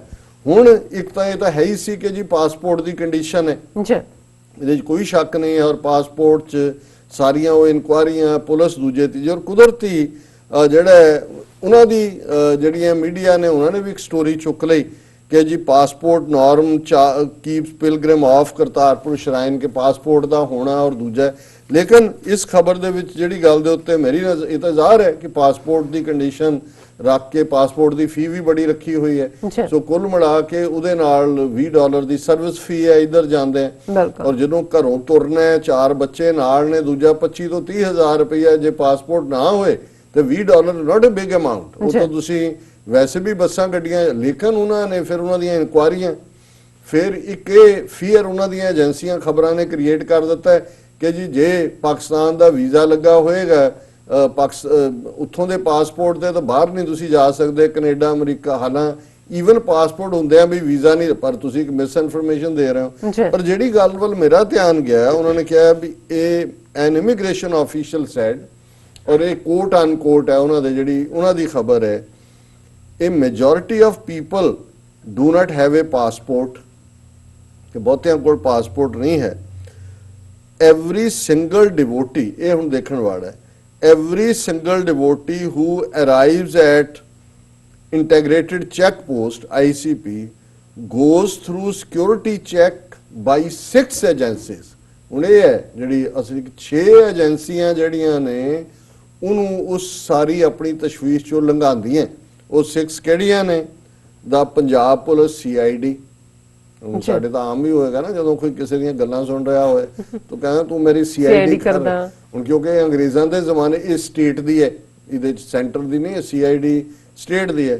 Punjab police CID, counter intelligence. ਹੁਣ ਇੱਕ ਹੁੰਦੀ ਹੈ ਜਿਹੜੀਆਂ ਇੰਟੈਲੀਜੈਂਸ ਇਕੱਠੀ ਕਰਦੀ ਹੈ, ਇੱਕ ਹੁੰਦੀ ਜਿਹੜੀ ਉਹਨਾਂ ਨੂੰ ਜਿਹੜੇ ਇੰਟੈਲੀਜੈਂਸ ਕਰ ਰਹੇ ਨੇ ਉਹਨਾਂ ਤੇ ਵੀ ਅੱਖ ਰੱਖਦੀ ਹੈ ਕਿ ਵੀ ਕੀ ਗੱਲ ਚੱਲ ਰਿਹਾ। Counter intelligence. Number 2 BSF, border security force, ਕਿਉਂਕਿ ਗੁਰਦਾਸਪੁਰ ਜ਼ਿਲ੍ਹੇ ਦਾ ਬਾਰਡਰ ਹੈ, ਉਹਨਾਂ ਦੀਆਂ ਵੀ ਇੰਟੈਲੀਜੈਂਸ ਏਜੰਸੀ BSF ਦੀ। ਆਰਮੀ, ਹੁਣ ਫੌਜ ਹੈ, ਬਾਰਡਰ ਹੈ, ਰੈਗੂਲਰ ਆਰਮੀ ਹੈ, ਡੇਰਾ ਬਾਬਾ ਨਾਨਕ ਔਰ ਕਰਤਾਰਪੁਰ ਸਾਹਿਬ ਆਪੋ army the intelligence. Research and analysis ਵਗੈਰਾ ਸਭ ਤੋਂ ਖਤਰਨਾਕ, ਐਂਡ ਇੰਟੈਲੀਜੈਂਸ ਬਿਊਰੋ IB। ਹੁਣ 6 ਏਜੰਸੀਆਂ, ਇੱਕ ਬੰਦਾ ਹੈ ਜਾਂ ਬੰਦੀ ਹੈ ਉੱਥੋਂ ਗੁਜ਼ਰਨਾ ਹੈ, ਉੱਥੇ 6 ਏਜੰਸੀਆਂ ਬੈਠੀਆਂ ਹੋਈਆਂ। ਉਸ ਤੋਂ ਪਹਿਲਾਂ ਤੁਸੀਂ ਜਦੋਂ ਪਾਸਪੋਰਟ ਦੇ ਲਈ ਅਪਲਾਈ ਕਰਦੇ ਹੋ ਉਦੋਂ ਲੋਕਲ ਪੁਲਿਸੀਏ ਤੋਂ ਲੈ ਕੇ ਉੱਪਰ ਤੱਕ ਸਾਰੇ ਆਉਂਦੇ ਨੇ। ਜਦੋਂ ਤੁਸੀਂ ਕਰਤਾਰਪੁਰ ਸਾਹਿਬ ਦੀ ਰਜਿਸਟ੍ਰੇਸ਼ਨ ਲਈ ਇੰਟਰਨੈਟ ਤੇ ਅਪਲਾਈ ਕਰਨਾ ਹੈ, ਪਾਸਪੋਰਟ ਵੀ ਤੁਹਾਡੇ ਕੋਲ ਹੈ, ਫਿਰ ਵੀ ਤੁਹਾਡੇ ਘਰ ਉਹਨਾਂ ਨੇ ਪਹਿਲਾਂ ਚੈੱਕ ਲਈ ਆਣਾ ਕਿਉਂਕਿ ਪੈਸੇ ਵੀ ਦੇਣੇ ਪੈਣੇ ਉਹਨਾਂ ਨੂੰ। ਉਹ ਜਿਹੜਾ ਮੁੱਠੀ ਗਰਮ ਕਰਨ ਵਾਲਾ ਕੰਮ ਹੈ, ਪਲੱਸ ਬਹੁਤੇ ਕਹਿੰਦੇ ਨੇ ਵੀ ਇਹ ਕਿਹੜੇ ਜੱਬ ਨੂੰ ਫੜੇ ਜਾਵਾਂਗੇ, ਇਹ ਤਾਂ ਸਾਨੂੰ ਮੁੜ ਕੇ ਖਿੱਚੀ ਜਾਣਗੇ। ਬਿਲਕੁਲ। ਹੁਣ ਇਹ ਮੇਰੇ ਲਈ ਵੀ ਹੈਰਾਨੀ, ਮੈਨੂੰ ਇਹ ਤਾਂ ਸੀ ਕਿ ਵੀ ਜਦੋਂ ਇਹ ਉਹ ਰਜਿਸਟ੍ਰੇਸ਼ਨ ਤੋਂ ਬਾਅਦ ਕਲੀਅਰੈਂਸ ਕਰਦੇ ਨੇ ਤੇ ਜ਼ਾਹਰ ਹੈ ਪੁਲਿਸ ਔਰ ਦੂਜਾ ਹੋਏਗਾ, ਪਰ 6 ਇੰਟੈਲੀਜੈਂਸ ਏਜੰਸੀਆਂ ਮੌਕੇ ਤੇ ਗਏ ਨੂੰ ਵੀ ਲੰਘਾਉਂਦੀਆਂ ਤੇ ਫਿਰ ਇਸ ਸਾਰੇ ਚੋਂ ਤਾਂ ਨਿਕਲ ਕੇ ਕਿਨੇ ਜਾਣਾ। ਸੋ ਉਸ ਹਰਾਸਮੈਂਟ ਚੋਂ, ਔਰ ਇਹ ਗੱਲ ਸਿਰਫ ਇਹਨੇ ਇੱਕ ਤਰਫਾ ਕੀਤੀ ਹੈ, ਵਾਪਸੀ ਦੇ ਉੱਤੇ ਜਦੋਂ ਮੈਂ ਹੁਣ ਬਹੁਤ ਸਾਰੀਆਂ ਵੀਡੀਓਜ਼ ਇਸ ਲਾਈਨ ਦੀਆਂ ਦੇਖਦਾ ਹੁਣ ਸਭ ਤੋਂ ਜ਼ਿਆਦਾ ਪਿਆਰੀ ਚੀਜ਼ ਜਿਹੜੇ ਉੱਥੋਂ ਗਏ ਵਾਪਸ ਲਿਆਂਦੇ ਨੇ ਉਹ ਹੈ ਮਿੱਟੀ, ਇੱਕ ਢੇਲਾ ਮਿੱਟੀ ਦਾ, ਕਿ ਅਸੀਂ ਉਸ ਕਰਤਾਰਪੁਰ ਦੀ ਸਰਜ਼ਮੀਨ ਜਿੱਥੇ ਬਾਬੇ ਨਾਨਕ ਨੇ ਖੇਤੀ ਕੀਤੀ, ਹਲ ਚਲਾਇਆ, ਜਿਸ ਮਿੱਟੀ 'ਚ ਗੁਰੂ ਨਾਨਕ ਸਾਹਿਬ ਦਾ ਮੁੜਕ ਹੈ, ਪਸੀਨਾ ਜੀ, 18 ਸਾਲ, ਔਰ ਇਹ ਸਾਡੇ ਮਦੀਨੇ ਦੀ ਧਰਤੀ ਦਾ, ਜੀ, ਔਰ ਉਹਨੂੰ ਉਹ ਰਖਾ ਲੈਂਦੇ ਨੇ। ਪਹਿਲਾਂ ਤਾਂ ਉਹਨੂੰ ਕੁੱਤਿਆਂ ਨੂੰ ਸੰਘਾਉਂਦੇ ਸੀ, ਪ੍ਰਸ਼ਾਦ ਨੂੰ ਵੀ। ਹੁਣ ਲੋਕ ਕਹਿੰਦੇ ਨੇ ਜੀ ਅਸੀਂ ਜੇ ਕੁਝ ਹੋਰ ਸਾਰਾ ਕੁਝ ਲੈ ਲਓ, ਸਾਡਾ ਸਮਾਨ ਵੀ ਰੱਖ ਲਓ, ਇਹ ਮਿੱਟੀ ਦੇ ਦਿਓ ਸਾਨੂੰ, ਉਹਨੂੰ ਜਾਣ ਨਹੀਂ ਜਾਣਨ। ਦੇਖੋ ਹੁਣ ਜਦੋਂ ਇਸ ਹੱਦ ਤੱਕ ਜਦੋਂ ਇਹ ਕਹਾਣੀਆਂ ਅੱਗੋਂ ਵੀ ਘੁੰਮਦੀਆਂ ਕਿ ਇਹ ਕਹਿੰਦੇ ਨਾ ਅਸੀਂ ਤਾਂ ਇਹ ਨਹੀਂ ਬਰਦਾਸ਼ਤ ਕਰ ਸਕਦੇ ਕਿ ਅਸੀਂ ਉਹਦੀ ਮਿੱਟੀ ਦੀ ਤੋਹੀਨ ਕਰੀਏ। ਸੋ ਕੁੱਲ ਮਿਲਾ ਕੇ ਇੱਕ ਪਾਸੇ ਅਸੀਂ ਦੇਖ ਰਹੇ ਹਾਂ ਕਿ ਜੇ ਅੱਜ ਕਰਤਾਰਪੁਰ ਕੋਰੀਡੋਰ ਦੀ ਬਦੌਲਤ ਸਿੱਖਾਂ ਦੇ ਅੰਦਰ ਉਹ ਸਾਂਝ ਹੈ, ਮੁਸਲਮਾਨਾਂ ਲਈ ਉਹ ਫੀਲਿੰਗ ਹੈ ਕਿ ਮੁਸਲਮਾਨ ਡੈਲੀਗੇਸ਼ਨ ਇੱਕ ਵੱਡਾ ਆ ਕੇ ਅਕਾਲ ਤਖਤ ਤੇ ਫਰਿਆਦੀ ਹੁੰਦਾ ਹੈ ਔਰ ਨਮਾਜ਼ ਵੀ ਅਦਾ ਕਰਦਾ ਹੈ, ਤੇ ਇਹ ਫਿਰ ਸਾਡਾ ਦੁਸ਼ਮਣ ਵੀ ਬੜੀ ਚੰਗੀ ਤਰ੍ਹਾਂ ਸਮਝਦਾ ਹੈ ਕਿ ਇਸ ਗੁੱਡਵਿਲ ਨੂੰ ਕਿਵੇਂ ਤੋੜਨਾ ਹੈ। ਇਹੀ ਰੀਜ਼ਨ ਹੈ ਕਿ ਕਰਤਾਰਪੁਰ ਕੋਰੀਡੋਰ ਉਹਨਾਂ ਦੀ ਮਜਬੂਰੀ ਬਣ ਗਿਆ। 10 ਮਹੀਨੇ ਉਹਨਾਂ ਨੇ ਟਿਲ ਲਾਇਆ ਕਿ ਕੋਈ ਨਾ ਕੋਈ ਬਹਾਨੇ ਨਾਲ ਐਸੀਆਂ ਸ਼ਰਤਾਂ ਰੱਖ ਦਿੱਤੀਆਂ ਕਿ ਪਾਕਿਸਤਾਨ ਮੰਨੇ ਹੀ ਨਾ। ਉਹਨਾਂ ਨੇ ਕਿਹਾ ਜੀ ਕੋਈ ਗੱਲ ਨਹੀਂ, ਆ ਜਾਣ ਦਿਓ, ਕੋਈ ਨਹੀਂ ਹੈ, ਤੁਸੀਂ ਆਹ ਕਿਹਾ ਸੀ ਇਹ ਵੀ ਮੰਨਦੇ। ਔਰ ਹੁਣ ਇੱਕ ਚੰਗੀ ਗੱਲ ਹੈ ਜੇ ਪਾਸਪੋਰਟ ਦੀ ਸ਼ਰਤ ਮੁੱਕ ਜਾਂਦੀ ਹੈ, ਘੱਟੋ ਘੱਟ ਇਸ ਸਾਰੇ ਦੇ ਨਾਲ ਜਿਹੜਾ ਇੱਕ ਪਾਰਟ ਹੈ ਫਾਈਨੈਂਸ਼ੀਅਲ ਵੀ, ਪਲੱਸ ਉਹਨਾਂ ਦਾ ਬਾਕੀ ਤਾਂ ਜਿਹੜੇ 6 ਕੁੱਤੇ ਬਿਠਾਏ ਹੋਏ ਨੇ ਏਜੰਸੀਆਂ ਦੇ, ਉਹਨਾਂ ਕੁੱਤਿਆਂ ਨੇ ਤਾਂ ਸੁੰਘਣਾ ਹੀ ਹੈ। ਹੁਣ ਉਹਦੇ ਤਾਂ ਪਾਕਿਸਤਾਨ ਕੁਝ ਨਹੀਂ ਕਰ ਸਕਦਾ, ਪਰ ਪਾਕਿਸਤਾਨ ਆਪਣੇ ਲੈਵਲ ਤੇ ਜਿਹੜਾ ਮੈਮੋਰੈਂਡਮ ਆਪਸ ਸਾਈਨ ਕੀਤਾ ਉਹਦੇ ਚ ਘੱਟੋ ਘੱਟ ਜੇ ਉਹਨਾਂ ਦੇ ਮਿਨਿਸਟਰ ਨੇ ਪਾਰਲੀਮੈਂਟ ਚ ਕਿਹਾ, ਸੋ ਅਸੀਂ ਇਸ ਸਟੈਪ ਨੂੰ ਵੈਲਕਮ ਕਰਦੇ ਹਾਂ ਔਰ ਮੁਬਾਰਕਬਾਦ ਦਿੰਦੇ ਹਾਂ। ਜੀ ਡਾਕਟਰ ਸਾਹਿਬ ਤੁਹਾਡਾ ਬਹੁਤ ਬਹੁਤ ਸ਼ੁਕਰੀਆ। ਇੱਥੇ ਲੈਣੇ ਆ ਬ੍ਰੇਕ। ਵਿਊਅਰਸ, ਬ੍ਰੇਕ ਤੋਂ ਪਹਿਲਾਂ ਅਸੀਂ ਤੁਹਾਨੂੰ ਅਪੀਲ ਤੇ ਬੇਨਤੀ ਕਰ ਦਈਏ, ਜਿਸ ਤਰ੍ਹਾਂ ਕਿ ਤੁਸੀਂ ਜਾਣਦੇ ਹੋ ਕਿ ਟੀਵੀ 84 ਮਨੁੱਖੀ ਹੱਕਾਂ ਦਾ ਪਹਿਰੇਦਾਰ ਹੈ। ਟੀਵੀ 84 ਸਿੱਖਾਂ, ਕਸ਼ਮੀਰੀਆਂ ਤੇ ਭਾਰਤੀਆਂ ਨੌਰਥ ਸਟੇਟਾਂ ਦੇ ਲੋਕਾਂ ਦੇ ਸਵੈ ਨਿਰਣੇ ਦੇ ਹੱਕਾਂ ਦਾ ਹਾਮੀ ਹੈ। ਅਸੀਂ ਚਾਹਾਂਗੇ ਕਿ ਤੁਸੀਂ ਟੀਵੀ 84 ਦੀ ਚੜ੍ਹਦੀ ਕਲਾ ਲਈ ਵੱਧ ਤੋਂ ਵੱਧ ਡੋਨੇਟ ਕਰੋ। ਡੋਨੇਟ ਕਰਨ ਲਈ ਸਾਡੀ ਵੈਬਸਾਈਟ tv84.tv ਤੇ ਜਾ ਕੇ ਪੇਪਲ ਦੀ ਵਰਤੋਂ ਕਰਕੇ ਵਨ ਟਾਈਮ ਡੋਨੇਟ ਕਰ ਸਕਦੇ ਹੋ, ਮੰਥਲੀ ਡੋਨੇਟ ਵੀ ਕਰ ਸਕਦੇ ਹੋ। ਤੁਸੀਂ ਟੀਵੀ 84 ਦੇ ਨਾਮ ਤੇ ਚੈੱਕ ਬਣਾ ਕੇ ਸਾਨੂੰ ਮੇਲ ਵੀ ਕਰ ਸਕਦੇ ਹੋ ਸਾਡੇ ਇਸ ਪਤੇ ਤੇ 36-01 37th Avenue, Long Island City, New York 11101 USA, ਜਾਂ ਫਿਰ ਤੁਸੀਂ ਸਾਨੂੰ ਫੋਨ ਰਾਹੀਂ ਵੀ ਸੰਪਰਕ ਕਰ ਸਕਦੇ ਹੋ ਸਾਡੇ ਫੋਨ ਨੰਬਰ ਤੇ 5164060694। Thank you so much viewers. ਤੁਸੀਂ ਕਿਤੇ ਨਹੀਂ ਜਾਣਾ, ਮਿਲਦੇ ਹਾਂ ਆਫਟਰ ਦਿਸ ਸ਼ਾਰਟ ਬ੍ਰੇਕ। ਦਰਸ਼ਕੋ, ਬ੍ਰੇਕ ਤੋਂ ਬਾਅਦ ਤੁਹਾਡਾ ਸਭ ਦਾ ਨਿੱਘਾ ਸਵਾਗਤ ਹੈ। ਹੁਣ ਆਪਾਂ ਗੱਲਬਾਤ ਕਰਨ ਜਾ ਰਹੇ ਹਾਂ ਕਸ਼ਮੀਰ ਮੁੱਦੇ ਤੇ। 188 ਦਿਨ ਹੋ ਚੁੱਕੇ ਨੇ ਕਸ਼ਮੀਰ ਨੂੰ ਬੰਦ ਹੋਇਆ। 80 ਲੱਖ ਕਸ਼ਮੀਰੀਆਂ ਨੂੰ ਖੁੱਲੀ ਜੇਲ੍ਹ ਵਿੱਚ ਡੱਕਿਆ ਹੋਇਆ ਹੈ। ਸੋ ਇਸ ਉੱਪਰ ਲਗਾਤਾਰਤਾ ਨਾਲ ਟੀਵੀ 84 ਡਾਕਟਰ ਸਾਹਿਬ ਆਪਣੇ ਵਿਚਾਰ ਤੁਹਾਡੇ ਨਾਲ ਸਾਂਝੇ ਕਰਦੇ ਨੇ। ਸੋ ਅੱਜ ਵੀ ਆਪਾਂ ਤੁਹਾਡੇ ਨਾਲ ਇਹ ਵਿਚਾਰ ਸਾਂਝੇ ਕਰਨ ਜਾ ਰਹੇ ਹਾਂ। ਉਸ ਤੋਂ ਬਾਅਦ ਤੁਹਾਡੀਆਂ ਲਿਖਤਾਂ, ਉਸ ਤੋਂ ਬਾਅਦ ਅੱਜ ਦਾ ਵਿਚਾਰ ਤੁਹਾਡੇ ਨਾਲ ਸਾਂਝਾ ਕੀਤਾ ਜਾਏਗਾ। ਸੋ ਅਸੀਂ ਚਾਹਾਂਗੇ ਕਿ ਤੁਸੀਂ ਸਾਡੇ ਨਾਲ ਇਸੇ ਤਰ੍ਹਾਂ ਹੀ ਬਣੇ ਰਹਿਣਾ। ਦੇਖਣ, ਸੁਣ ਲਈ ਐਂਡ ਲਿਖਣ ਲਈ ਤੁਹਾਡਾ ਸਭ ਦਾ ਬਹੁਤ ਬਹੁਤ ਸ਼ੁਕਰੀਆ। ਜੀ ਡਾਕਟਰ ਸਾਹਿਬ, ਕੀ ਕਹਿਣਾ ਚਾਹੋਗੇ? ਦੇਖੋ, ਕਸ਼ਮੀਰ ਦੇ ਵਿੱਚ ਜ਼ੁਲਮ ਦੀ ਚੱਕੀ ਬੜੀ ਤੇਜ਼ੀ ਨਾਲ ਚੱਲ ਰਹੀ ਹੈ ਜੀ।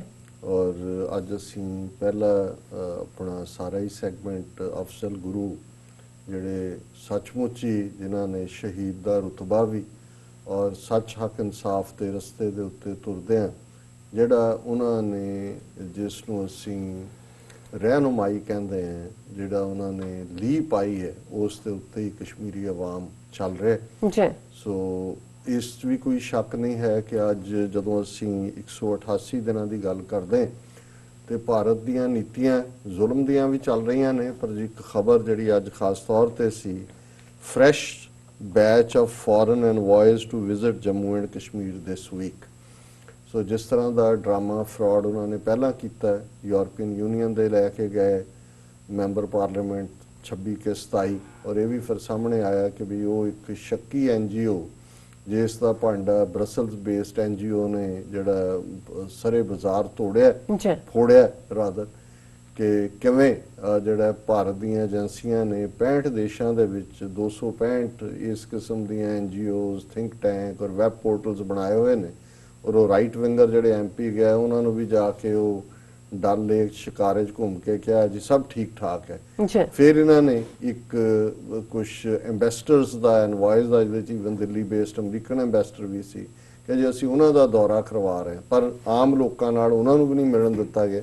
ਸੋ ਇਸ ਕਿਸਮ ਦਾ ਇੱਕ ਫਰਾਡ ਜਿਹੜਾ ਇਸ ਵੀਕ ਵੀ ਕਰਨ ਜਾ ਰਹੇ ਨੇ। ਸੋ ਅਸੀਂ ਸਮਝਦੇ ਹਾਂ ਕਿ ਵੀ ਇਹ ਜਿਹੜਾ ਅਜੇ ਤੱਕ ਸਾਰਾ ਕੁਝ ਹੀ ਅੰਡਰ ਰੈਸਟ੍ਰਿਕਸ਼ਨ ਹੈ।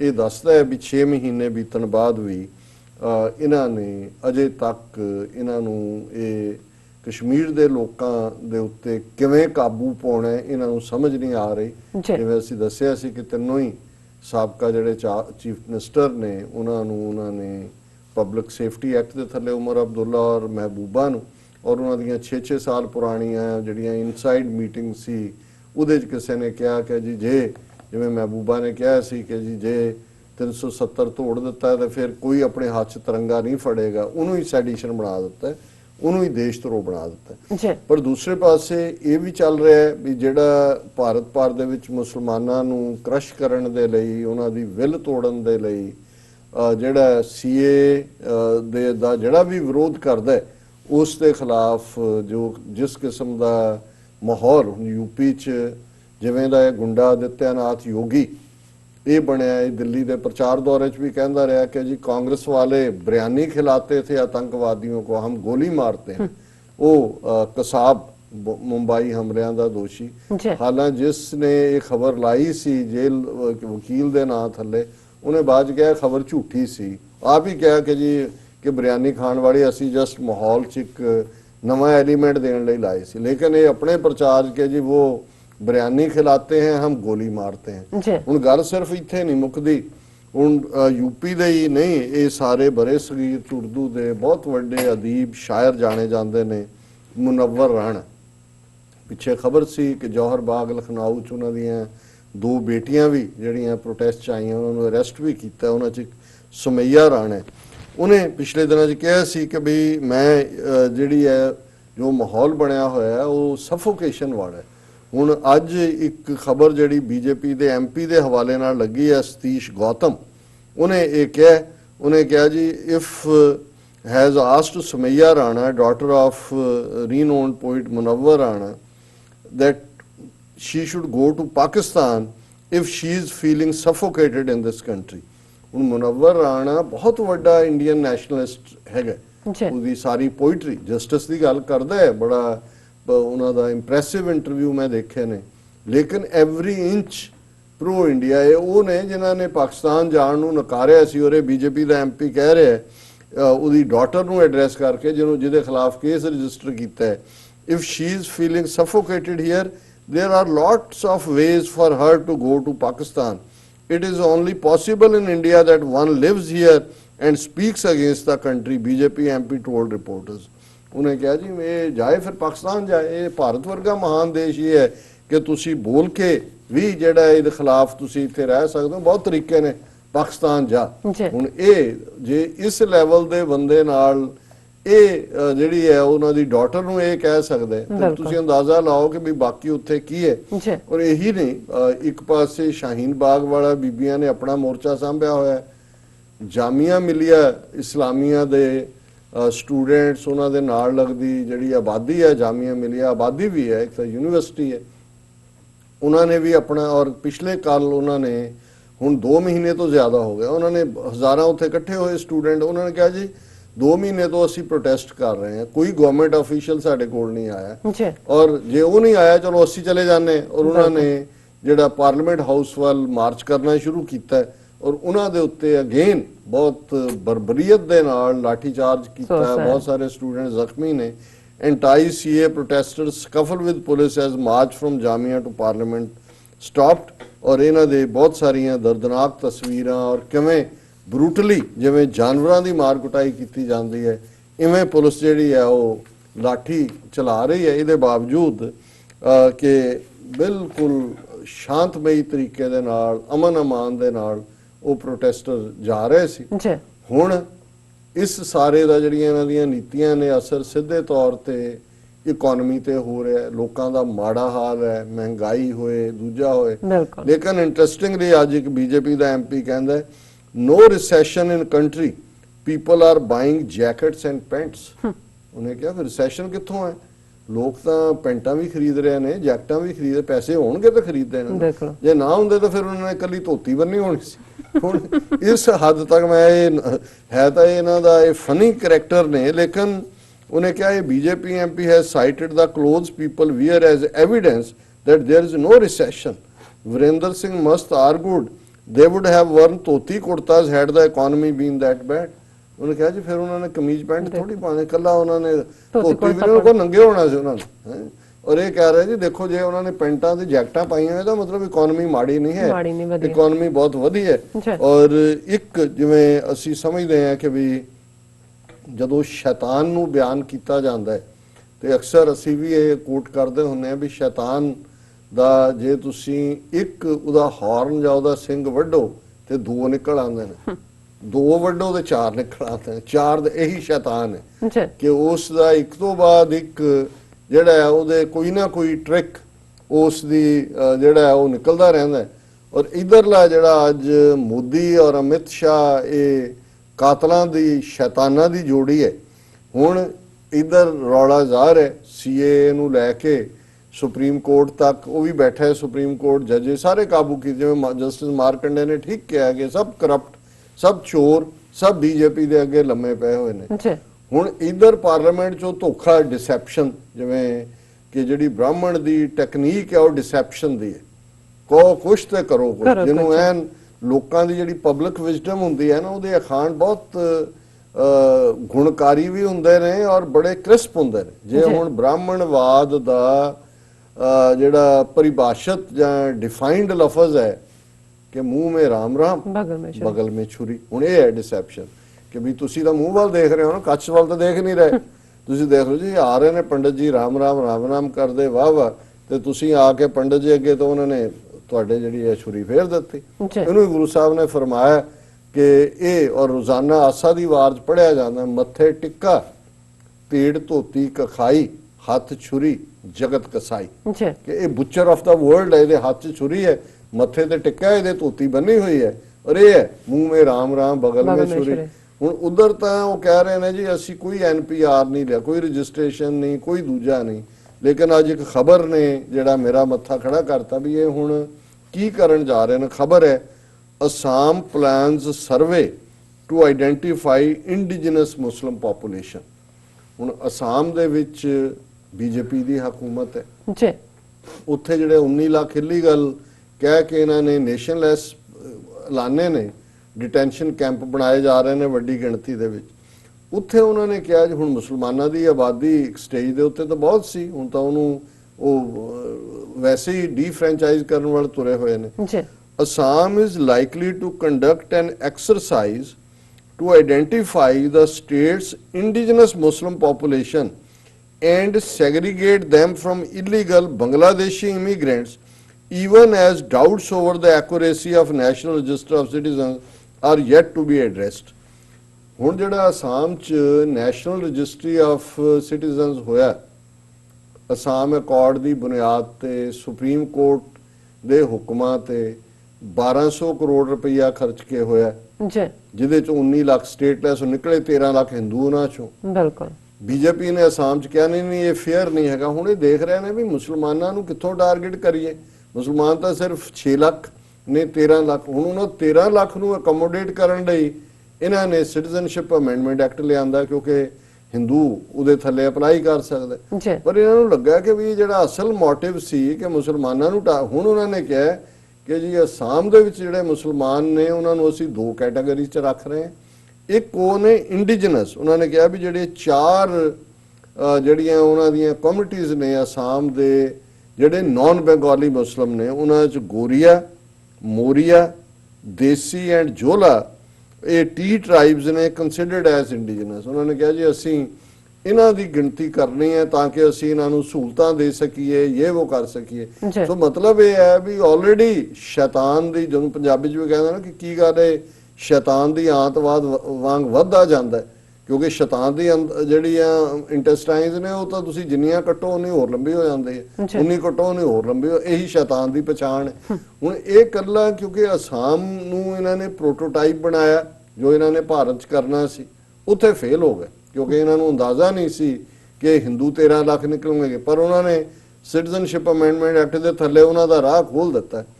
ਹੁਣ ਬੇਸ਼ੱਕ ਸੁਪਰੀਮ ਕੋਰਟ ਵੀ ਜਿਹੜੇ ਕੁਝ ਹੋਪ ਕਰਦੇ ਨੇ ਕਿ ਜੀ ਸੁਪਰੀਮ ਕੋਰਟ ਇਹਨੂੰ ਅਨਕਨਸਟੀਟਿਊਸ਼ਨਲ ਕਹਿ ਦੇ ਸੀਏ ਨੂੰ, ਜਿਹੜਾ ਉਹਨਾਂ ਨੇ ਕਹਿਣਾ ਨਹੀਂ ਹੈਗਾ, ਪਰ ਜੇ ਕਹਿ ਵੀ ਦੇ ਆਲਰੇਡੀ ਉਸੇ ਹੀ ਸੁਪਰੀਮ ਕੋਰਟ ਨੇ ਸੀਏ ਦੇ ਉੱਤੇ ਜਿਹੜਾ ਟੈਂਪਰੇਰੀ ਹਾਲਟ ਕਰਨ ਤੇ ਨਾ ਕਰ ਦਿੱਤੀ। ਸੋ ਆਲਰੇਡੀ ਅਪਲਾਈ ਹੋ ਰਿਹਾ, ਹੁਣ 2 ਮਹੀਨੇ ਆਲਮੋਸਟ ਹੋ ਜਾਣੇ ਨੇ ਇਹਨੂੰ ਪਾਸ ਹੋਇਆ। ਸੋ ਜਦੋਂ ਤੱਕ ਜੇ ਸੁਪਰੀਮ ਕੋਰਟ ਅਗਲੇ ਮਹੀਨੇ ਵੀ ਕਹਿ ਦੇ ਤੇ 3 ਮਹੀਨੇ 'ਚ ਆਲਰੇਡੀ ਉਹ 13 ਲੱਖ ਵੀ ਤੇ ਜਿਹੜੇ ਬਾਕੀ ਦੇਸ਼ 'ਚ ਬੈਠੇ ਹਿੰਦੂ ਨੇ ਉਹ ਤਾਂ ਆਲਰੇਡੀ ਉਹਨਾਂ ਨੇ ਅਪਲਾਈ ਕਰ ਦਿੱਤਾ ਹੋਇਆ, ਕਿਉਂਕਿ ਲਾਅ ਨੂੰ ਉਹਨੇ ਹਾਲਟ ਨਹੀਂ ਕੀਤਾ ਸੁਪਰੀਮ ਕੋਰਟ ਨੇ, ਉਹਦੇ ਟੈਂਪਰੇਰੀ ਜਿਹਨੂੰ ਸਟੇ ਕਹਿੰਦੇ ਉਹ ਨਹੀਂ ਦਿੱਤਾ।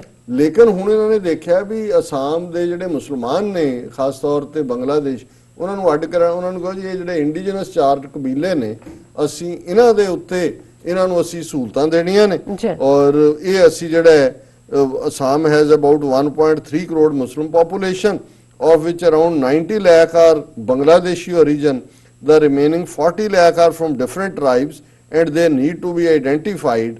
ਇਹ ਜਿਹੜਾ ਉਹਨਾਂ ਨੇ ਕਿਹਾ ਜੀ 90 ਲੱਖ ਬੰਗਾਲੀ ਨੇ, 40 ਅਸੀਂ, ਜੇ ਤੁਹਾਨੂੰ ਪਤਾ ਹੈ ਵੀ ਉਹ 40 ਲੱਖ ਨੇ, ਆਇਡੈਂਟੀਫਾਈ ਕਿੱਥੋਂ ਕਰਨਾ ਤੁਸੀਂ? ਔਰ ਇਹਦੇ ਚ ਜਿਹੜਾ ਡਿਫਰੈਂਸ ਹੈ, ਇੱਕ ਪਾਸੇ ਤੁਸੀਂ ਕਹਿ ਰਹੇ ਹੋ ਜੀ ਇੱਕੋ ਹੀ ਲਾਅ ਸਭ ਦੇ ਲਈ, ਤੁਸੀਂ ਮੁਸਲਮਾਨ ਵੀ 2 ਕੈਟਾਗਰੀ। ਹੁਣ ਇਹ ਖੇਡ ਕੀ ਹੋਏਗੀ ਕਿ ਇਹਦੇ ਥੱਲੇ ਜਿਹੜੇ ਹੁਣ ਜ਼ਾਹਰ ਹੈ ਮੁਸਲਮਾਨ ਵਿਰੋਧ ਕਰਨਗੇ ਇਹਦਾ, ਤੇ ਇਹ ਦੋਨਾਂ ਹੀ ਮੁਸਲਮਾਨਾਂ 'ਚ ਵੀ ਆਪਸੀ ਅੱਗੋਂ ਲੜਾਈ ਪਾਉਣ ਦਾ ਜੀ, ਇਹ ਇੰਡੀਜਨਸ ਨੇ, ਇਹ ਇੱਥੋਂ ਦੇ ਰਹਿਣ ਵਾਲੇ ਨੇ ਤੇ ਇਹ ਬਾਹਰੋਂ ਆਏ ਨੇ ਬੰਗਾਲੀ। ਸੋ ਜ਼ਾਹਰ ਤੌਰ ਦੇ ਉੱਤੇ ਐਵੇਂ ਨਹੀਂ, ਜਦੋਂ ਹੁਣ ਬੰਗਾਲੀ ਅੰਡਰ 3 ਜਿਹੜੀ ਕ੍ਰਿਕਟ ਟੀਮ ਨੇ ਕੱਲ ਚੈਂਪੀਅਨਸ਼ਿਪ ਜਿੱਤੀ, ਹਰਾਇਆ ਇੰਡੀਆ ਨੂੰ, ਔਰ ਜਿਹੜੇ ਉਹਨਾਂ ਦੇ 2-3 ਪਲੇਅਰ ਸੀ ਉਛਲ ਕੇ ਉਹਨਾਂ ਨੇ ਐਂਟਾਈ ਇੰਡੀਆ ਲਾਈਨ ਔਰ ਗਾਲਾਂ ਵੀ ਕੱਢੀਆਂ। ਇਹਨਾਂ ਨੇ ਬੜਾ ਪ੍ਰੋਟੈਸਟ ਕੀਤਾ, ਉਹਨਾਂ ਨੇ ਕਿਹਾ ਜੀ ਇਹ ਕੀ ਵੀ ਹੈ? ਉਹ ਬੰਗਾਲੀਆਂ ਨੇ ਆਪਣਾ ਦਿਖਾਇਆ ਕਿ ਤੁਸੀਂ ਸਾਡੇ ਨਾਲ ਕੀ ਕਰ ਰਹੇ ਆ, ਦੇਖੋ ਅਸੀਂ ਕ੍ਰਿਕਟ ਦੇ ਮੈਦਾਨ 'ਚ ਬੈਟ ਤੁਹਾਡੇ ਸਿਰ 'ਚ ਮਾਰਿਆ ਔਰ ਟਰਾਫੀ ਉਹਨਾਂ ਨੇ ਜਿੱਤੀ। ਸੋ ਉਹਨੂੰ ਲੈ ਕੇ ਉਹਨਾਂ ਨੇ ਪ੍ਰੋਟੈਸਟ ਕੀਤਾ ਟੀਮ ਨੇ, ਇੰਡੀਆ ਦੀ ਨੇ, ਵੈਰੀ ਅਨਸਿਵਲਾਈਜ਼ਡ। ਉਹ ਅਨਸਿਵਲਾਈਜ਼ਡ ਕ੍ਰਿਕਟ ਨਹੀਂ ਹੈ, ਉਹ ਗੁੱਸਾ ਕੱਢ ਰਹੇ ਨੇ ਕਿ ਬਈ ਤੁਸੀਂ ਸਾਡੇ ਲੋਕਾਂ ਨਾਲ ਕੀ ਕਰ ਰਹੇ ਹੋ, ਪਰ ਇਹ ਸ਼ੈਤਾਨ ਦੀ ਆਂਤ ਜਿਹੜੀ ਆ 2 ਮੀਲ ਹੋਰ ਲੰਬੀ ਹੋ ਗਈ। ਜੀ ਡਾਕਟਰ ਸਾਹਿਬ ਤੁਹਾਡਾ ਬਹੁਤ ਬਹੁਤ ਸ਼ੁਕਰੀਆ। ਬਸ ਮੈਂ ਸਮਾਂ ਸੀਮਾ ਦੇਖ ਰਹੀ ਹਾਂ ਪ੍ਰੋਗਰਾਮ ਦੀ, ਸੋ ਆਪਣੇ ਕੋਲ ਟਾਈਮ ਤੋਂ ਨਹੀਂ ਹੈਗਾ ਸਾਡੇ ਦਰਸ਼ਕਾਂ ਦੇ ਜੋ ਲਿਖਤਾਂ ਨੇ ਉਹ ਸਾਂਝੇ ਕਰਨ ਦਾ, ਸੋ ਮੈਂ ਚਾਹਾਂਗੀ ਕਿ ਤੁਸੀਂ ਅੱਜ ਦਾ ਵਿਚਾਰ ਥੋੜੇ ਦੇਖ ਲਓ ਜੀ। ਠੀਕ ਹੈ ਜੀ। ਅਲੀ ਰਾਣਾ ਮੁਦੱਸਰ ਜੀ ਤੁਹਾਨੂੰ ਲਿਖਦੇ ਨੇ ਕਿ love you sir, love you doctor sahib, and ਫਿਰ ਲਿਖਦੇ ਨੇ ਸੁਰਿੰਦਰ ਸਿੰਘ ਜੀ ਸਾਨੂੰ ਫਤਿਹ ਬੁਲਾਉਂਦੇ ਨੇ। ਬਾਲੀ ਅਲੀ ਲਿਖਦੇ ਨੇ love you with respect doctor sahib and Neelam ji, thank you so much. And Adil Abbasi ji ਕਹਿੰਦੇ ਨੇ ਕਿ ਵੈਰੀ ਗੁੱਡ, ਸੀਕਿੰਗ ਟਰੂਥ ਜੀ ਕਹਿੰਦੇ ਨੇ ਕਿ ਸਲਾਮ doctor sahib and Neelam sister, good show again as ever, Khalsa ਜ਼ਿੰਦਾਬਾਦ ਜ਼ਿੰਦਾਬਾਦ ਜ਼ਿੰਦਾਬਾਦ। ਬਹੁਤ ਸ਼ੁਕਰੀਆ। ਸੈਰ ਸੁਨਾਨੀ ਜੀ ਸਾਨੂੰ ਆਪਣਾ ਪਿਆਰ ਭੇਜਦੇ ਨੇ। ਮਨਿੰਦਰ ਸਿੰਘ ਬੁੱਟਰ ਜੀ ਵੀ ਲਿਖਦੇ ਨੇ ਕਿ ਵਾਹਿਗੁਰੂ ਜੀ ਕਾ ਖਾਲਸਾ ਵਾਹਿਗੁਰੂ ਜੀ ਕੀ ਫਤਿਹ, ਵਾਹਿਗੁਰੂ ਜੀ ਦਾ ਕਿਸੇ ਹਿਸਾਬ ਨਾਲ ਵੀ ਸ਼ੁਕਰ ਨਹੀਂ ਕਰ ਸਕਦਾ। ਵਾਹਿਗੁਰੂ ਜੀ ਨੇ ਮੈਨੂੰ 2 ਵਾਰ ਜਨਮ ਦਿੱਤਾ, ਮੇਰਾ ਐਕਸੀਡੈਂਟ ਬਹੁਤ ਭਾਰੀ ਸੀ, ਪਿੰਡ ਦੇ ਲੋਕ ਰੱਬ ਦੀ ਬਖਸ਼ਿਸ਼ ਕਹਿੰਦੇ। ਫਿਰ ਉਹਨਾਂ ਹਾਂਜੀ ਰੱਬ ਦੀ ਮਿਹਰ ਹੀ ਹੁੰਦੀ ਹੈ ਜਦੋਂ ਇਸ ਕਿਸਮ ਦੀ ਟ੍ਰੈਜੇਡੀ ਚ। ਅਰਸ਼ਦ ਰਾਜਾ ਜੀ ਲਿਖਦੇ ਨੇ ਡਾਕਟਰ ਸਾਹਿਬ ਐਂਡ ਨੀਲਮ ਕੌਰ ਸਦਾ ਖੁਸ਼ ਰਹੋ, thank you so much. Ahmad Lodhi ji ਲਿਖਦੇ ਨੇ it's said that the best jihad is to speak truth to a tyrant. Congratulations for speaking truth on your program and raising voice for oppressed minorities of tyrant India. Allah be with you, Ameen. Ahmad Lodhi ji ਬਹੁਤ ਬਹੁਤ ਤੁਹਾਡਾ ਸ਼ੁਕਰੀਆ ਜੀ। ਨਿਆਜ਼ੀ ਜੀ ਨੇ ਜਿਹੜਾ ਤਾਰੀਫ ਕੀਤੀ ਹੈ ਕਸ਼ਮੀਰ ਇਵੈਂਟ ਦੀ, ਉਹਨਾਂ ਨੇ ਕਿਹਾ your speech was fiery and full of passion। ਬਹੁਤ ਬਹੁਤ ਸ਼ੁਕਰੀਆ ਨਿਆਜ਼ੀ ਜੀ, ਤੁਹਾਡੇ ਸਭ ਦੇ ਲਫ਼ਜ਼ ਸਾਨੂੰ ਹੌਸਲਾ ਦਿੰਦੇ ਨੇ ਜੀ। ਔਰ ਮੁਹੰਮਦ ਨਸੀਰ ਜੀ ਨੇ ਸਾਨੂੰ Punjabi scholar, great Punjabi scholar ਕਿਹਾ ਜੀ। ਨਹੀਂ, ਅਸੀਂ ਤਾਂ ਤਾਲਿਬੇ ਇਲਮ ਹੈ, ਸਿੱਖਣ ਦੀ ਕੋਸ਼ਿਸ਼ ਹੈ। ਤੁਹਾਡੇ ਸਭ ਦੀ ਜਿਹੜੀ ਇਹ ਸਾਰੀਆਂ ਲਿਖਤਾਂ ਹੁੰਦੀਆਂ ਨੇ ਇਹ ਵੀ ਸਾਨੂੰ ਬਹੁਤ ਨੌਲੇਜੇਬਲ ਬਣਾਉਂਦੀਆਂ। ਔਰ ਸੁਹੇਲ ਭੱਟ ਜੀ ਕਹਿੰਦੇ ਨੇ ਕਿ ਅੱਲਾ willing when Khalistan becomes a reality, hopefully it will have open border with Pakistan. No documentation will be needed. No harm in dreaming. ਨਹੀਂ, ਜਦੋਂ ਅਸੀਂ ਡ੍ਰੀਮ ਕਰਦੇ ਹਾਂ ਉਸੇ ਨੂੰ ਹੀ ਹਾਸਲ ਕਰਦੇ ਜੀ। ਔਰ ਜਿਹੜਾ ਡ੍ਰੀਮਸ ਨਹੀਂ ਲੈਂਦਾ ਉਹ ਕੁਝ ਕਰਦਾ ਵੀ ਨਹੀਂ। ਫੈਂਟੈਸੀ ਡ੍ਰੀਮ ਜਿੰਨੀ ਸਾਇੰਸ ਹੈ, ਕਦੇ ਫੈਂਟੈਸੀ ਸੀ ਉਹ ਸਾਇੰਸ ਬਣੀ। ਔਰ ਜਿਵੇਂ ਸੁਹੇਲ ਭੱਟ ਜੀ ਸਾਡੇ ਇੱਕ ਨੇ ਕਿਹਾ ਕਿ ਵੀ ਖਾਲਿਸਤਾਨ ਬਣਿਆ ਤੇ ਅਸੀਂ ਖਾਲਿਸਤਾਨ ਪਾਕਿਸਤਾਨ ਦੀ ਡਿਊਲ ਸਿਟੀਜ਼ਨਸ਼ਿਪ ਕਰ ਦੇਣੀ ਹੈ। ਹਰ ਪਾਕਿਸਤਾਨੀ ਨੂੰ ਖਾਲਿਸਤਾਨ ਦਾ ਪਾਸਪੋਰਟ ਵੀ ਤੇ ਹਰ ਖਾਲਿਸਤਾਨੀ ਕੋਲ ਪਾਕਿਸਤਾਨ ਦਾ ਪਾਸਪੋਰਟ ਵੀ, ਜਿਵੇਂ ਪਾਕਿਸਤਾਨ ਔਰ ਟਰਕੀ ਕਰਨ ਜਾ ਰਹੇ ਨੇ। ਮੇਰੇ ਖਿਆਲ ਹੁਣ ਅੱਜ ਦਾ ਵਿਚਾਰ ਤੁਸੀਂ ਸਾਂਝਾ ਕਰ ਦਿਓ। ਜਿਵੇਂ ਮੰਡੇ ਦੇ ਪ੍ਰੋਗਰਾਮ 'ਚ ਅਸੀਂ ਭਾਈ ਗੁਰਦਾਸ ਜੀ ਦੇ ਕਵਿਤ ਸਵਈਏ ਵਿਚਾਰਦੇ ਹਾਂ, ਸਮਾਂ ਸੀਮਾ ਦੇਖਦੇ ਹਾਂ। ਮੈਂ ਅੱਜ ਜਿਹੜੀ ਪ੍ਰੀਐਂਬਲ ਹੁੰਦਾ ਉਹ ਬਹੁਤਾ ਨਹੀਂ ਡਿਸਕਸ ਕਰਾਂਗੇ ਜੀ। ਸੋ ਇਹ ਬ੍ਰਿਜ ਭਾਸ਼ਾ ਜਿਹੜੀ ਗੰਗਾ ਜਮਨਾ ਦੇ ਵਿਚਕਾਰ, ਜਿਹੜਾ ਉਸ ਵੇਲੇ ਦੀ ਲਿਟਰਰੀ ਲੈਂਗੁਏਜ, ਜਿਹਨੂੰ ਸੰਦੂਕੜੀ ਭਾਸ਼ਾ ਵੀ ਕਹਿੰਦੇ ਸੀ, ਬ੍ਰਿਜ ਭਾਸ਼ਾ ਵੀ ਇਸ ਦੇ ਵਿੱਚ ਹੈ। ਇਹ 282 ਕਵਿਤ ਨੰਬਰ ਹੈ, 675 ਟੋਟਲ ਸਵਈਏ ਨੇ। ਗੁਰਮੁਖ ਸੁਖ ਫਲ ਕਾਮ ਨਿਹਕਾਮ ਕੀਨੇ, ਗੁਰਮੁਖ ਉਦਮ ਨਿਰਦਮ ਉਕਤ ਹੈ, ਗੁਰਮੁਖ ਮਾਰਗ ਹੁਏ ਦੁਬਿਧਾ ਭਰਮ ਖੋਏ, ਚਰਨ ਸ਼ਰਨ ਗਹਿ ਨਿਹਚਲ ਮਤ ਹੈ, ਦਰਸ਼ਨ ਪਰਸਤ ਆਸਾ ਮਨਸਾ ਥਕਤ, ਸ਼ਬਦ ਸੁਰਤ ਗਿਆਨ ਪ੍ਰਾਨ ਪ੍ਰਾਨ ਪਤ ਹੈ, ਰਚਨਾ ਚਰਿਤਰ ਚਿੱਤਰ ਬਿਸਮ ਬਚਿੱਤਰਪਨ, ਚਿੱਤਰ ਮੈਂ ਚਿਤਰੇਰਾ ਕੋ ਬਸੇਰਾ ਸਤ ਸਤ ਹੈ। ਜੀ। ਇਹਦਾ ਜਸਟ ਇਹ ਹੈ ਕਿ ਰੱਬ ਆਪਣੀ ਕ੍ਰੀਏਸ਼ਨ ਦੇ ਵਿੱਚ ਵਸਦਾ ਹੈ। ਜਿਵੇਂ ਇੱਕ ਚਿੱਤਰਕਾਰ ਹੁੰਦਾ ਹੈ ਜਿਹੜਾ ਬਣਾਉਂਦਾ ਹੈ ਪੇਂਟਿੰਗ, ਤਸਵੀਰ ਬਣਾਉਂਦਾ ਹੈ, ਉਸ ਤਸਵੀਰ ਨੂੰ ਤੁਸੀਂ ਬਣਾਉਣ ਵਾਲੇ ਨੂੰ ਉਸ ਤਸਵੀਰ 'ਚ ਦੇਖ ਸਕਦੇ ਹੋ ਤੇ ਉਸ ਤਸਵੀਰ 'ਚੋਂ ਤੁਸੀਂ ਬਣਾਉਣ ਵਾਲਾ ਦੇਖਦੇ ਹੋ, ਬਣਾਉਣ ਵਾਲੇ 'ਚੋਂ ਤੁਸੀਂ ਤਸਵੀਰ ਦੇਖਦੇ ਹੋ। ਇਸੇ ਤਰ੍ਹਾਂ ਜਿੰਨੀ ਕ੍ਰੀਏਸ਼ਨ ਹੈ, ਰੱਬ ਨੇ ਜਿੰਨੇ ਇਨਸਾਨ ਬਣਾਏ ਨੇ, ਕ੍ਰੀਏਟ ਕੀਤੇ ਨੇ, ਪਲਾਂਟਸ, ਐਨੀਮਲਸ, ਇਹ ਇਵੇਂ ਹੀ ਹੈ ਜਿਵੇਂ ਇੱਕ ਚਿੱਤਰਕਾਰ, ਇੱਕ ਜਿਹੜਾ ਤਸਵੀਰ ਬਣਾਉਣ ਵਾਲਾ ਹੈ, ਉਹ ਕਿਸੇ ਕ੍ਰੀਏਸ਼ਨ ਨੂੰ ਕਰਦਾ ਤੇ ਉਹ ਉਹਦੇ 'ਚ ਹੀ ਬੈਠਾ ਹੁੰਦਾ, ਉਸੇ 'ਚੋਂ ਹੀ। ਜੇ ਅਸੀਂ ਕਹਿੰਦੇ ਹਾਂ ਜੀ ਇਹ ਪਿਕਾਸੋ ਦਾ ਇਹ ਹੈ ਜਾਂ ਫਲਾਂ ਦਾ ਮੋਨਾਲੀਸਾ ਇਹ ਹੈ, ਸੋ ਉਹਦੇ 'ਚੋਂ ਹੀ ਤੁਸੀਂ ਉਹਦਾ ਚਿੱਤਰ 'ਚੋਂ ਹੀ ਚਿੱਤਰਕਾਰ ਦੇਖਦੇ ਹੋ। ਸੋ ਅਖੀਰਲੀ ਜਿਹੜੀਆਂ ਲਾਈਨਾਂ ਨੇ, ਰਚਨਾ ਚਰਿਤਰ ਚਿੱਤਰ, ਇਹ ਜਿਹੜੀ ਸਾਰੀ ਕ੍ਰੀਏਸ਼ਨ ਹੈ ਇਹ ਰੱਬ ਨੇ ਬਣਾਈ ਹੈ ਔਰ ਬਿਸਮ ਬਚਿੱਤਰਪਨ, ਅਦਭੁਤ ਹੈ, ਵੰਡਰਫੁਲ ਹੈ। ਉਸ ਦੇ ਵਿੱਚ ਇੰਨਾ ਕੁ ਹੈ, ਚਿੱਤਰ ਮੈਂ ਚਿਤਰੇਰਾ ਕੋ ਬਸੇਰਾ ਸਤ ਸਤ ਹੈ, ਕਿ realize the presence of God in the whole picture as true and eternal. ਕਿ ਇਹ ਜਿਹੜੀ ਔਰ ਇਹ ਇੱਕ ਬਹੁਤ ਵੱਡੀ ਗੱਲ ਹੈ। ਇੱਕ ਪਾਸੇ ਜਿਹੜਾ ਬ੍ਰਾਹਮਣਵਾਦ, ਹਿੰਦੂਤਵਾ ਦਾ ਕਨਸੈਪਟ ਸੀ ਕਿ ਇਹ ਜਗ ਮਿੱਥਿਆ ਹੈ, ਇਹ ਸੰਸਾਰ ਫਾਲਸ ਹੈ, ਇਹ ਜਿਹੜਾ ਇਹ ਡਿਊਪਿੰਗ ਹੈ, ਇਹਨੂੰ ਛੱਡ ਦਿਓ, ਇਸ ਲਈ ਛੱਡ ਕੇ ਦੌੜ ਜਾਂਦੇ ਸੀ ਸੰਨਿਆਸੀ, ਯੋਗੀ, ਇਹ ਉਹ ਬਣ ਜਾਂਦੇ ਸੀ। ਭਾਈ ਗੁਰਦਾਸ ਯਾਦ ਕਰਵਾ ਰਹੇ ਨੇ, ਨਹੀਂ, ਇਹ ਸੰਸਾਰ ਦੇ ਵਿੱਚ ਰੱਬ ਬੈਠਾ ਹੋਇਆ ਹੈ। ਇਹ ਸਾਰੀਆਂ ਜਿੰਨੀਆਂ ਇਮੇਜਸ ਨੇ, ਸਹਿਜ ਤਵ ਨੈਣ ਨਨਾ ਨੈਣ ਹੈ ਤੋਏ ਕੋ ਸਹਿਜ ਮੂਰਤ ਨਨੈਕ, ਜਿੰਨੀਆਂ ਅੱਖਾਂ ਨੇ ਇਹਨਾਂ ਦੇ ਵਿੱਚ ਰੱਬ ਝਲਕ ਰਿਹਾ ਹੈ, ਜਿੰਨੇ ਪੈਰ ਨੇ ਉਹਨਾਂ ਦੇ ਵਿੱਚ ਰੱਬ ਹੈ। ਔਰ ਇਹੀ ਹੈ ਕਿ ਭਾਈ ਜਿਸ ਰੱਬ ਦੇ ਬੰਦੇ ਨੂੰ ਇਸ ਗੱਲ ਦੀ ਸਮਝ ਆ ਗਈ, ਉਹ ਉਸ ਸੁੱਖ ਦੇ ਵਿੱਚ ਹੈ, ਉਸ ਚੋਂ ਡਿਜ਼ਾਇਰਸ ਮੁੱਕ ਜਾਂਦੀਆਂ, ਉਸ ਦੇ ਵਿੱਚ ਨਿਰਉਤਸ਼ਾਹ ਹੋਣਾ ਖਤਮ ਹੋ ਜਾਂਦਾ ਹੈ, ਉਹਦੇ ਚੋਂ ਦੁਬਿਧਾ ਔਰ ਭਰਮ, ਡਿਊਐਲਿਟੀ, ਸ਼ੱਕ ਸ਼ੁਬੇ ਉਹਦੇ ਖਤਮ ਹੋ ਜਾਂਦੇ ਨੇ। ਉਹ ਹਮੇਸ਼ਾ ਰੱਬ ਦੀ ਰਜ਼ਾ ਦੇ ਵਿੱਚ ਖੁਸ਼ ਰਹਿੰਦਾ ਹੈ। ਚਰਨ ਸ਼ਰਨ ਗਹਿ ਨਿਹਚਲ ਮਤ ਹੈ, ਉਹਦੇ ਅਕਲ ਜਿਹੜੀ ਹੈ ਇੱਕ ਟਿਕਾਣੇ ਦੇ ਉੱਤੇ ਹੁੰਦੀ ਹੈ, ਰੱਬ ਦੇ ਵਿੱਚ ਯਕੀਨ ਹੁੰਦਾ ਹੈ। ਉਸ ਦੇ ਅੰਦਰੋਂ ਜਿਹੜੀਆਂ ਡਿਜ਼ਾਇਰਸ ਨੇ ਉਹ ਵੀ ਥੱਕ ਜਾਂਦੀਆਂ ਕਿ ਵੀ ਇਹਦੇ ਤੇ ਅਸੀਂ ਕੋਈ ਅਸਰ ਨਹੀਂ ਪਾ ਸਕਦੀਆਂ। ਸ਼ਬਦ ਸੁਰਤ ਗਿਆਨ ਪ੍ਰਾਨ ਪ੍ਰਾਨ ਪਤ ਹੈ, ਉਸ ਦੀ ਸੁਰਤ, ਉਸ ਦਾ ਅੰਦਰ, ਉਸ ਦੀ ਰੂਹ ਉਸ ਰੱਬ ਨਾਲ ਜੁੜੀ ਹੁੰਦੀ ਹੈ, ਜਿਹੜਾ ਰੱਬ ਪ੍ਰਾਨ ਤੋਂ ਪਿਆਰ ਹੈ, ਜਾਨ ਤੋਂ ਪਿਆਰ ਹੈ। ਪਰ ਉਹ ਇਨਸਾਨ ਸਾਰੀ ਕ੍ਰੀਏਸ਼ਨ ਦੇ ਵਿੱਚ ਰੱਬ ਨੂੰ ਦੇਖਦਾ ਹੈ ਤੇ ਜਦੋਂ ਕ੍ਰੀਏਸ਼ਨ ਨੂੰ ਦੇਖਦਾ ਹੈ ਉਸ ਨੂੰ ਰੱਬ ਯਾਦ ਆਉਂਦਾ ਹੈ। ਸੋ ਇਹ ਅੱਜ ਦਾ ਵਿਚਾਰ ਹੈ ਜੀ। ਡਾਕਟਰ ਸਾਹਿਬ ਤੁਹਾਡਾ ਬਹੁਤ ਬਹੁਤ ਸ਼ੁਕਰੀਆ, ਤੁਸੀਂ ਅੱਜ ਦੇ ਅਹਿਮ ਇਸ਼ੂ ਤੇ ਅੱਜ ਦਾ ਵਿਚਾਰ ਸਾਡੇ ਦਰਸ਼ਕਾਂ ਨਾਲ ਸਾਂਝਾ ਕੀਤਾ। ਇਸ ਆਪਣੇ ਵਿਊਅਰਸ ਕੋਲ ਨੇ ਇਜਾਜ਼ਤ। ਵਿਊਅਰਸ, ਸਾਡੇ ਪ੍ਰੋਗਰਾਮ ਦਾ ਸਮਾਂ ਇੱਥੇ ਸਮਾਪਤ ਹੁੰਦਾ। ਤੁਸੀਂ ਆਪਣੀ ਰਾਏ ਤੇ ਸੁਝਾਅ ਸਾਨੂੰ ਭੇਜਣਾ ਭੁੱਲਣਾ ਸਾਡੇ ਇਸ ਪਤੇ ਤੇ sos@tv84.tv ਤੇ ਅਸੀਂ ਆਪਣਾ ਪ੍ਰੋਗਰਾਮ ਲੈ ਕੇ ਫਿਰ ਦੁਬਾਰਾ ਤੁਹਾਡੇ ਸਨਮੁਖ ਹੋਵਾਂਗੇ। ਤਦ ਤੱਕ ਲਈ ਮੈਨੂੰ ਤੇ ਆਪਣੇ ਡਾਕਟਰ ਸਾਹਿਬ ਨੂੰ ਆਗਿਆ ਦਿਓ। ਦੇਖਦੇ ਰਹੋ TV84। ਬੁਲਾ ਦਿਓ ਫਤਿਹ। ਵਾਹਿਗੁਰੂ ਜੀ ਕਾ ਖਾਲਸਾ, ਵਾਹਿਗੁਰੂ ਜੀ ਕੀ ਫਤਿਹ। ਰੱਬ ਰਾਖਾ।